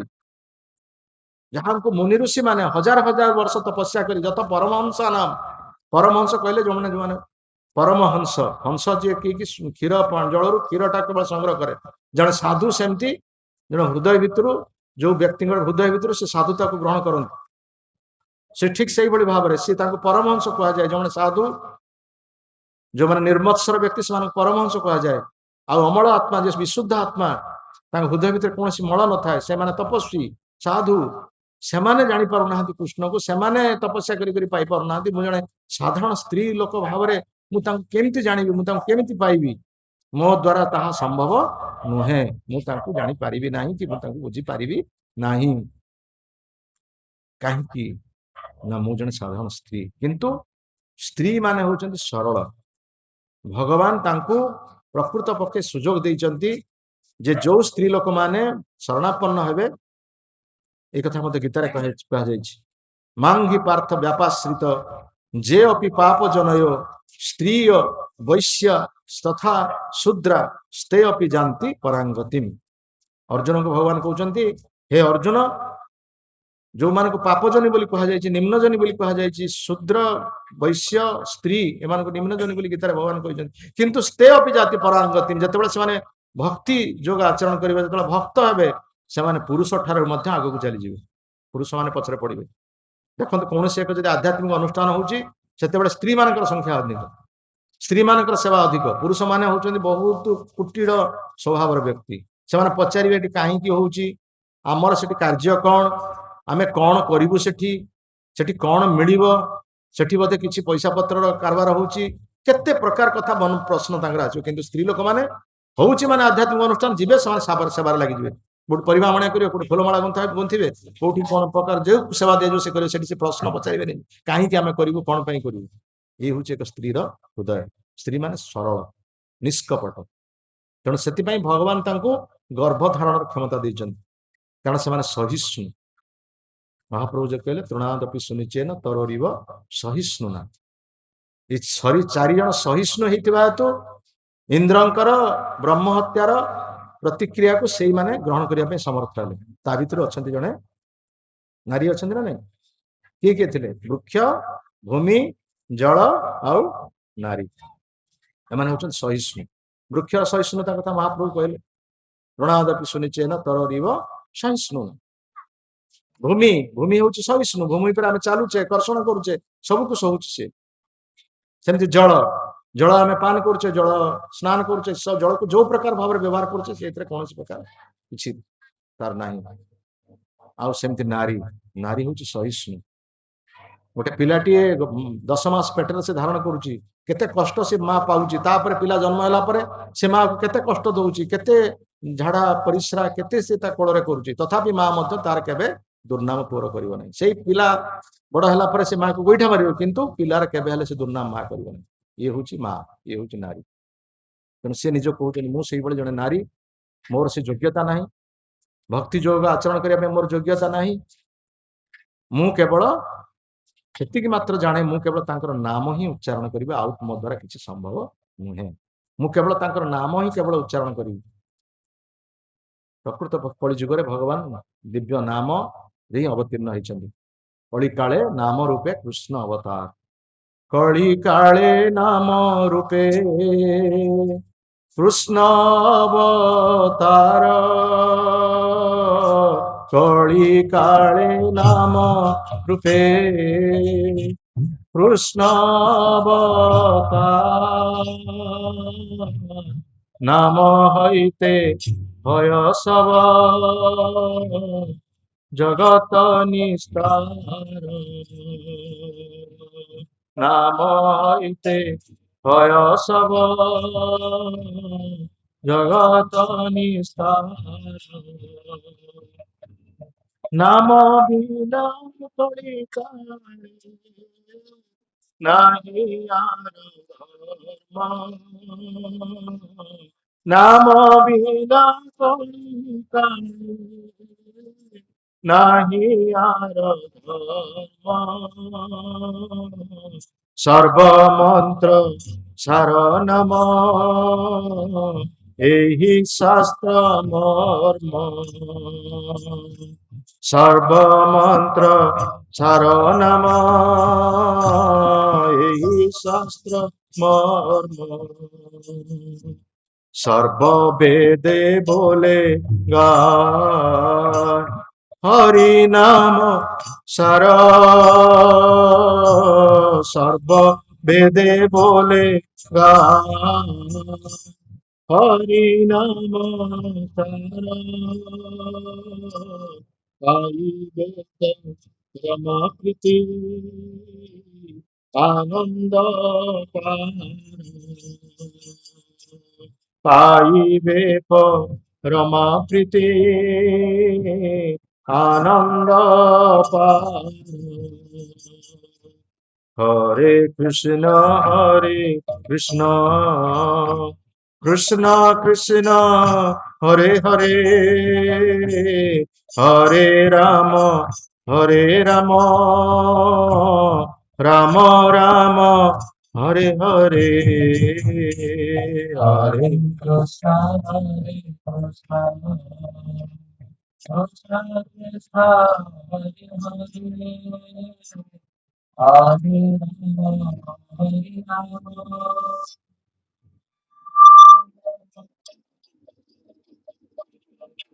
এই କଥା କୁନ୍ତି ଦେବୀ ପ୍ରକୃତ କହିଲେ ଯେ ମୋର ଦ୍ଵାରା କଣ, ମୁଁ ଶାସ୍ତ୍ର ଅଧ୍ୟୟନ କରିବା ଜାଣେ ନା, ମୁଁ ଯଜ୍ଞ କରିବା ଜାଣେ ନା, ମୁଁ ତପସ୍ୟା କରିବା ଜାଣେ ନା, ମୋ ଦ୍ଵାରା କଣ ସମ୍ଭବ ହେଇପାରେ, ମୁଁ କେବଳ ସେଇ ପ୍ରଭୁଙ୍କର ନାମ ହିଁ କେବଳ ଉଚ୍ଚାରଣ କରିବି।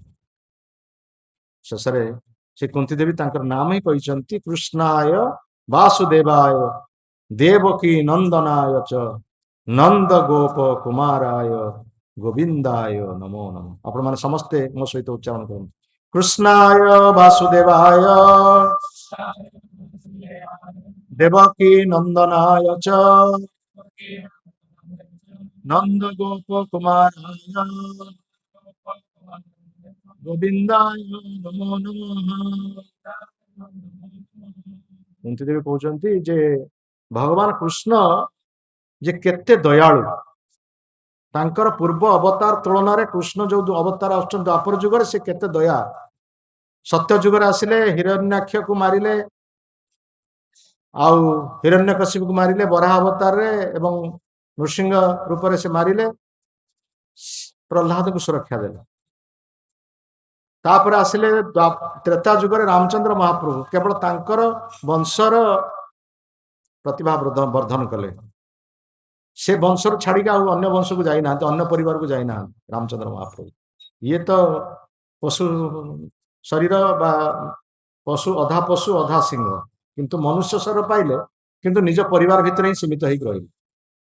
କିନ୍ତୁ କୃଷ୍ଣ ଆସିଛନ୍ତି ପ୍ରଥମେ ବସୁଦେବ ଦେବକୀଙ୍କର ପୁତ୍ର ରୂପରେ, ଜନ୍ମ ହେଲେ ଗଲେ ସେଇଦିନ ଗଲେ ବୃନ୍ଦାବନ, ନନ୍ଦ ଘରକୁ ଗଲେ। ଆମର ସନ୍ନ୍ୟାସୀ ଠାରୁ ଅଧିକ ତ୍ୟାଗ, ସନ୍ନ୍ୟାସୀ ଏଭଳି ତ୍ୟାଗ କରିପାରିବେନି। ଶ୍ରୀମଦ୍ ଭାଗବତମରେ କୁହାଯାଇଛି, ଏ ତିନି ଜଣଙ୍କର ଉଦାହରଣ ଦିଆଯାଇଛି, ରାମ, ଚୈତନ୍ୟ ମହାପ୍ରଭୁ ଏବଂ ଭଗବାନ କୃଷ୍ଣ।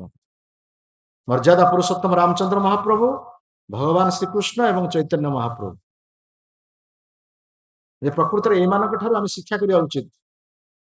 ରାତି ପାହିଲେ ଅଯୋଧ୍ୟାର ରାଜା, ଚାରିଆଡେ ପ୍ରଚାର ହେଇଗଲା ଯେ ଅଯୋଧ୍ୟାର ରାଜା ହେବେ ରାମଚନ୍ଦ୍ର, ତାଙ୍କର ଅଭିଷେକ ହବ, କିନ୍ତୁ ଗୋଟିଏ ରାତି ଭିତରେ ମାନଚିତ୍ର ବଦଳିଗଲା। ତକ୍ତା ସୁରେପସିତ ରାଜ୍ୟ ଲକ୍ଷ୍ମୀ ଧର୍ମିଷ୍ଠା ଆର୍ଯ୍ୟ ବଚସା ଯଦ୍ ଅଗାଧ ଅରଣ୍ୟମ ମାୟା ମୃଗ ଦୈପ୍ସିତ ଅନ୍ୟ ଧାବତ ବନ୍ଦେ ମହାପୁରୁଷତେ ଚରଣାର ବିନ୍ଦମ। ଏକାଦଶ ସ୍କନ୍ଧ ଭାଗବତରେ କଥା କୁହାଯାଇଛି ଯେ ରାଜ୍ୟ ଲକ୍ଷ୍ମୀକୁ ପରିତ୍ୟାଗ କରି ଚାଲିଗଲେ, ମାୟା ମୃଗ ଦର୍ଶନ କଲେ ଜଙ୍ଗଲ ଭିତରେ। ସୀତା ଦେବୀ ତାଙ୍କୁ ମାୟା ମୃଗକୁ ଦେଖି କହିଲେ, ଏଇ ମୃଗକୁ ମତେ ଆଣିକି ଦିଅନ୍ତୁ। ଚାହିଁଥିଲେ ସେ ରାଜ୍ୟ ଅଧିକାର କରିପାରିଥାନ୍ତେ, ତାଙ୍କ ହସ୍ତରେ ସମସ୍ତେ ପ୍ରଜା ଥିଲେ। ରାମଚନ୍ଦ୍ର ମହାପ୍ରଭୁ ଚାହିଁଥିଲେ ସିଂହାସନକୁ ଅଧିକାର କରିପାରିଥାନ୍ତେ, କିନ୍ତୁ ପିତାଙ୍କର ସତ୍ୟ ପାଳିକି 14 ବର୍ଷ ବନବାସ ଚାଲିଗଲେ। ଏଭଳି ତ୍ୟାଗ କିଏ କରିପାରିବେ? ଭଗବାନ କୃଷ୍ଣ ଜନ୍ମ ହେଲେ ଗଲେ ବୃନ୍ଦାବନ। ତୁମେ ବୃନ୍ଦାବନରେ କେତେ ଦିନ ରହିଲେ? ଯୁବ ଅବସ୍ଥାରେ ରହିଛି, ବିବାହ କରୁନାହାନ୍ତି, ପୁଣି ଆସିଲେ ମଥୁରା। କଂସକୁ ମାରିଲେ, ସମସ୍ତେ ଭାବିଲେ କଂସ ମରିଗଲା ପରେ ରାଜା ହେବେ କୃଷ୍ଣ, କିନ୍ତୁ ରାଜା କଲେ କାହାକୁ? କିଏ ରାଜା ହେଲେ? ଉଗ୍ରସେନ ରାଜା ହେଲେ, ବୁଢା ବୃଦ୍ଧ ଲୋକକୁ ତାକୁ ରାଜା କଲେ ମଥୁରାରେ। ତାପରେ ଗଲେ ଦ୍ୱାରକା, ଦ୍ୱାରକାରେ ଜରାସନ୍ଧ ସହିତ ସବୁବେଳେ ଯୁଦ୍ଧ କ୍ଷେତ୍ରରୁ ସେ ପଳାୟନ କରୁଛନ୍ତି। ରାଜା ହେଲେ ଦ୍ୱାରକାରେ ସିନା, କିନ୍ତୁ ରହିଲେ ହସ୍ତିନାପୁର। ମାନେ ପ୍ରତ୍ୟେକ ସ୍ଥାନ ପରିଭ୍ରମଣ ହଉଛି, ପରିବର୍ତ୍ତନ ହଉଛି ସ୍ଥାନର। ମାନେ ସନ୍ନ୍ୟାସୀଙ୍କ ଠାରୁ ଆହୁରି ଅଧିକ ବଡ ସନ୍ନ୍ୟାସୀ ସେ କୃଷ୍ଣ। କିନ୍ତୁ ଦେଖିଲା ବେଳକୁ ବିରାଟ ଗୃହୀ, 16,108 ସ୍ତ୍ରୀ ବିବାହ ହେଇଛନ୍ତି ଲୋକ ଦେଖାଉ, କିନ୍ତୁ ସ୍ତ୍ରୀଙ୍କ ପାଖରେ ରହୁନଥିଲେ, ହସ୍ତିନାପୁରରେ ନା ପାଣ୍ଡବ ମାନଙ୍କ ପାଖରେ ରହୁଥିଲେ। ତେଣୁ ସେ କୃଷ୍ଣ ଗୋଟିଏ ପରିବାର ଭିତରେ ସୀମିତ ହେଇକି ନାହାନ୍ତି। ବସୁଦେବ ଦେବକୀଙ୍କର ପୁତ୍ର ରୂପରେ ଜନ୍ମ ହେଲେ, ନନ୍ଦ ଯଶୋଦାଙ୍କ ପାଖକୁ ଆସିଲେ, ତାପରେ ପୁଣି ବୃନ୍ଦାବନରେ କେତେ ଲୀଳା କରିଛନ୍ତି। ନନ୍ଦ ଗୋପ କୁମାରାୟ ଗୋବିନ୍ଦାୟ, ତାଙ୍କ ନାମ ହେଲା ଗୋବିନ୍ଦ। କେତେବେଳେ ନା ଯେତେବେଳେ ଗୋବର୍ଦ୍ଧନ ଗିରି ଧାରଣ କଲେ, ବୃନ୍ଦାବନବାସୀଙ୍କୁ 7 ଦିନ ବୃଷ୍ଟିପାତରୁ ସେ ରକ୍ଷା କଲେ। ନନ୍ଦ ଗୋପ କୁମାରାୟ ଗୋବିନ୍ଦାୟ ନମଃ, ସେଇ ଗୋବିନ୍ଦଙ୍କୁ ମୁଁ ପ୍ରଣାମ କରୁଛି, ଯେ ଏଭଳି ଭାବରେ କେତେ ପରିବାରକୁ ଉଦ୍ଧାର କରିଛନ୍ତି, ଏବଂ ଯିଏକି ସମସ୍ତ ବୃନ୍ଦାବନବାସୀ, ମଥୁରାବାସୀ, ଦ୍ୱାରକାବାସୀ, ହସ୍ତିନାପୁର, ସମଗ୍ର ଜଗତ ନମୋ ବ୍ରହ୍ମଣ୍ୟ ଦେବାୟ ଗୋ ବ୍ରାହ୍ମଣ୍ୟ ହିତାୟ ଚ ଜଗତ ହିତାୟ କୃଷ୍ଣାୟ ଗୋବିନ୍ଦାୟ ନମୋ ନମଃ। ଜଗତର ହିତ ପାଇଁ ପ୍ରଥମେ ବ୍ରାହ୍ମଣର ସୁରକ୍ଷା ଏବଂ ଗାଭୀର ସୁରକ୍ଷା ଦେଇକି ନିଜେ ଶିକ୍ଷା ଦେଇଛନ୍ତି। ଦେଖ, ମୁଁ ପ୍ରାକୃତିକ ସମ୍ପଦକୁ ସୁରକ୍ଷା ଦଉଛି, ଗାଭୀ ମାନଙ୍କୁ ସୁରକ୍ଷା ଦଉଛି ଏବଂ ବ୍ରାହ୍ମଣ ମାନଙ୍କୁ ସୁରକ୍ଷା ଦଉଛି। ଯୋଉ ସମାଜରେ ଗାଭୀର ସୁରକ୍ଷା ନାହିଁ, ସମାଜର ସୁରକ୍ଷା ନାହିଁ, ବ୍ରାହ୍ମଣର ସୁରକ୍ଷା ନାହିଁ, ସେ ସମାଜ ନିଶ୍ଚିତ ଭାବରେ ରସାତଳକୁ ଯିବ। ଏଇଟା ଭଗବାନଙ୍କ ଠାରୁ ଶିକ୍ଷା କରିବା ଦରକାର। ତେଣୁ ସେ ବ୍ରାହ୍ମଣଙ୍କୁ ସୁରକ୍ଷା ଦେଇଛନ୍ତି, ବ୍ରାହ୍ମଣକୁ ମାନ୍ୟତା ଦେଇଛନ୍ତି, ଗାଭୀର ସୁରକ୍ଷା ଦେଇଛନ୍ତି ଏବଂ ପ୍ରାକୃତିକ ସମ୍ପଦର ସୁରକ୍ଷା ଗୋବର୍ଦ୍ଧନ ପର୍ବତକୁ ଧାରଣ କରିଛନ୍ତି। ତେଣୁ ଏଇ କଥା କୁନ୍ତୀ ଦେବୀ କହୁଛନ୍ତି ଯେ ପ୍ରକୃତ ପକ୍ଷେ ଶ୍ରୀ କୃଷ୍ଣ କେତେ ଦୟାଳୁ, କେତେ କୃପାଳୁ। ତାପରେ କହିବେ, ଦେଖନ୍ତୁ ସେ ଦେବକୀଙ୍କ ଗର୍ଭରେ ଜନ୍ମ ହୋଇଛନ୍ତି, କିନ୍ତୁ ମୁଁ ତାଙ୍କର ମା ନୁହଁ। ସିଏ ସିନା ବସୁଦେବଙ୍କର ମୁଁ ଭଉଣୀ, କିନ୍ତୁ ସିଏ ହଉଛନ୍ତି ବସୁଦେବଙ୍କର ପୁତ୍ର। କିନ୍ତୁ ବସୁଦେବଙ୍କର ପୁତ୍ରକୁ ଯୋଉ ପ୍ରକାର ସେମାନେ ସାହାଯ୍ୟ କରିଛନ୍ତି, ତାଠାରୁ ଅଧିକ ସାହାଯ୍ୟ ମତେ କରିଛନ୍ତି। ତାଙ୍କର ପୁତ୍ରକୁ ମାରିଦେଲା କଂସ, 6ଟି ପୁଅକୁ, ସେ ପୁତ୍ରକୁ ସେ ସୁରକ୍ଷା ଦେଇ ପାରିଲେନି, କିନ୍ତୁ ମୋର ପୁତ୍ରର ଯେତେବେଳେ ବିପଦ ପଡୁଛି ସେତେବେଳେ ମତେ ଆସିକି ସୁରକ୍ଷା ଦଉଛନ୍ତି। ଏଭଳି ଯୋଉ କୃପାଳୁ ଯେ ଭଗବାନ, ଏଭଳି ଯୋଉ ଦୟାଳୁ ସେ ଭଗବାନ, ମୁଁ ତାଙ୍କର ପ୍ରାର୍ଥନା କରିବିନି ତ ଆଉ କାହାର ପ୍ରାର୍ଥନା କରିବି ବର୍ତ୍ତମାନ। ଦେଖନ୍ତୁ କୁନ୍ତୀ ଦେବୀ କଥା ସେ ମଧ୍ୟ କହୁଛନ୍ତି, ପରବର୍ତ୍ତୀ ଶ୍ଲୋକରେ ସବୁ କହିବେ। ହଁ, କୃଷ୍ଣାୟ ବାସୁଦେବାୟ ଦେବକୀ ନନ୍ଦନାୟ ଚ, କାହିଁକି ସେ ମତେ ସୁରକ୍ଷା ଦେଲେ, କାହିଁକି ମୋ ପୁତ୍ର ମାନଙ୍କୁ ସୁରକ୍ଷା ଦେଲେ, କଣ ତାର କାରଣ କଣ? ନା ଦେବକୀଙ୍କର ପତି ଅଛନ୍ତି ବସୁଦେବ, କିନ୍ତୁ ମୋର ପତି ନାହିଁ। ମୋର ପତି ଚାଲି ଯାଇଛନ୍ତି, ମୋ ପତି ମୃତ୍ୟୁବରଣ କରିଛନ୍ତି। ତେଣୁ ମୁଁ ଜଣେ ଅନାଥିନୀ, ମୁଁ ଜଣେ ବିଧବା। ନମୋ ଅକିଞ୍ଚନ ବିତ୍ତାୟ ନିବୃତ ଗୁଣବୃତ୍ତଏ ଆତ୍ମା ରାମାଶ୍ଚ ସନ୍ତାୟ କୈବଲ୍ୟ ପତୟ ନମ। ଯାହାର କେହି ନାହାନ୍ତି ତାହାର ହଉଛନ୍ତି ଭଗବାନ, ଯାହାର କେହି ସୁରକ୍ଷା ଦେବାକୁ ନାହାନ୍ତି ତାହାର ହଉଛନ୍ତି ଏକମାତ୍ର ସୁରକ୍ଷା ଦାତା ହଉଛି ଭଗବାନ। ସେଇ ଭଗବାନଙ୍କ ପାଖରେ ଆମେ ସମ୍ପୂର୍ଣ୍ଣ ଭାବରେ ବିଶ୍ୱାସ ରଖିବା ଉଚିତ। ଭଗବାନ କହିଲେ, ଅନ୍ୟନ୍ୟଶ୍ଚିନ୍ତୟନ୍ତୁ ମା ଯେ ଜନା ପର୍ଯ୍ୟୁପାସତେ ତେଷାଂ ନିତ୍ୟାଭିଯୁକ୍ତାନାଂ ଯୋଗକ୍ଷେମଂ ବାହାମ୍ୟହମ୍। ୟା କେବଳ ମାନେ କଥାର ମାନେ ପୁସ୍ତକଗତ ଶିକ୍ଷା ନୁହଁ, ଇଏ ପୋଥିଗତ ଶିକ୍ଷା ନୁହଁ, ଇଏ ହଉଛି ଦିସ୍ ଇଜ ପ୍ରାକ୍ଟିକାଲ। ଆମକୁ ସମ୍ପୂର୍ଣ୍ଣ ଭାବରେ ତାଙ୍କ ଉପରେ ବିଶ୍ୱାସ, କୁନ୍ତୀ ଦେବୀ ତ ତାଙ୍କ ଉପରେ ସମ୍ପୂର୍ଣ୍ଣ ବିଶ୍ୱାସ ରଖିଥିଲେ। ସେ କହିଲେ, ମୁଁ ଏକ ଅନାଥିନୀ, ମୁଁ ଏକ ବିଧବା, ମୋର ପତି ନାହିଁ, ପୁତ୍ର ମାନେ ଅନାଥ, ଆଉ ତାଙ୍କୁ ସୁରକ୍ଷା ଦେବା ପାଇଁ ନିଜର ପୁତ୍ର, ନିଜର ପତ୍ନୀ ସମସ୍ତଙ୍କୁ ତ୍ୟାଗ କରି, ନିଜର ମା, ନିଜର ପିତା, ନିଜର ସମସ୍ତଙ୍କୁ ତ୍ୟାଗ କରି, ପରିବାରକୁ ତ୍ୟାଗ କରି ମୋ ପାଖକୁ ଆସି ପହଞ୍ଚନ୍ତି। ଯେତେବେଳେ ମୁଁ ତାଙ୍କୁ ସ୍ମରଣ କରୁଛି, ଇଏ ହଉଛି ପ୍ରଭୁ, ଇଏ ହଉଛି ଭଗବାନ। ଏ ପ୍ରସଙ୍ଗରେ ଆମେ କାଲି ଅଧିକ ଶୁଣିବା। ଏତିକିରେ ଆମେ ଆମର କଥା ଶେଷ କରିବା। ଆପଣମାନେ ଯୋଉ ବହୁତ ସଂଖ୍ୟାରେ ଆସି ଶ୍ରବଣ କରୁଛନ୍ତି ଆଉ ନିରବତା ରକ୍ଷା କରୁଛନ୍ତି, ସେଥିପାଇଁ ଆମେ କୃତଜ୍ଞତା ଜଣାଉଛୁ। ଏବଂ ଆସନ୍ତାକାଲି ମଧ୍ୟ ବହୁ ସଂଖ୍ୟାରେ ଆପଣମାନେ ଯୋଗ ଦେବେ ଏବଂ କୁନ୍ତୀ ଦେବୀଙ୍କର ଆହୁରି ମର୍ମାନ୍ତିକ କଥା, ବହୁତ ବ୍ୟାକୁଳତାର କଥା କୁନ୍ତୀଙ୍କ ଠାରୁ କାଲି ଆମେ ଶ୍ରବଣ କରିବା। जय ग्रंथराज श्रीमद् भागवतम की, श्रील प्रभुपाद महाराज की, श्रील गुरुदेव की, समवेत गौर भक्त वृंद की, निताई गौर प्रेमानंदे।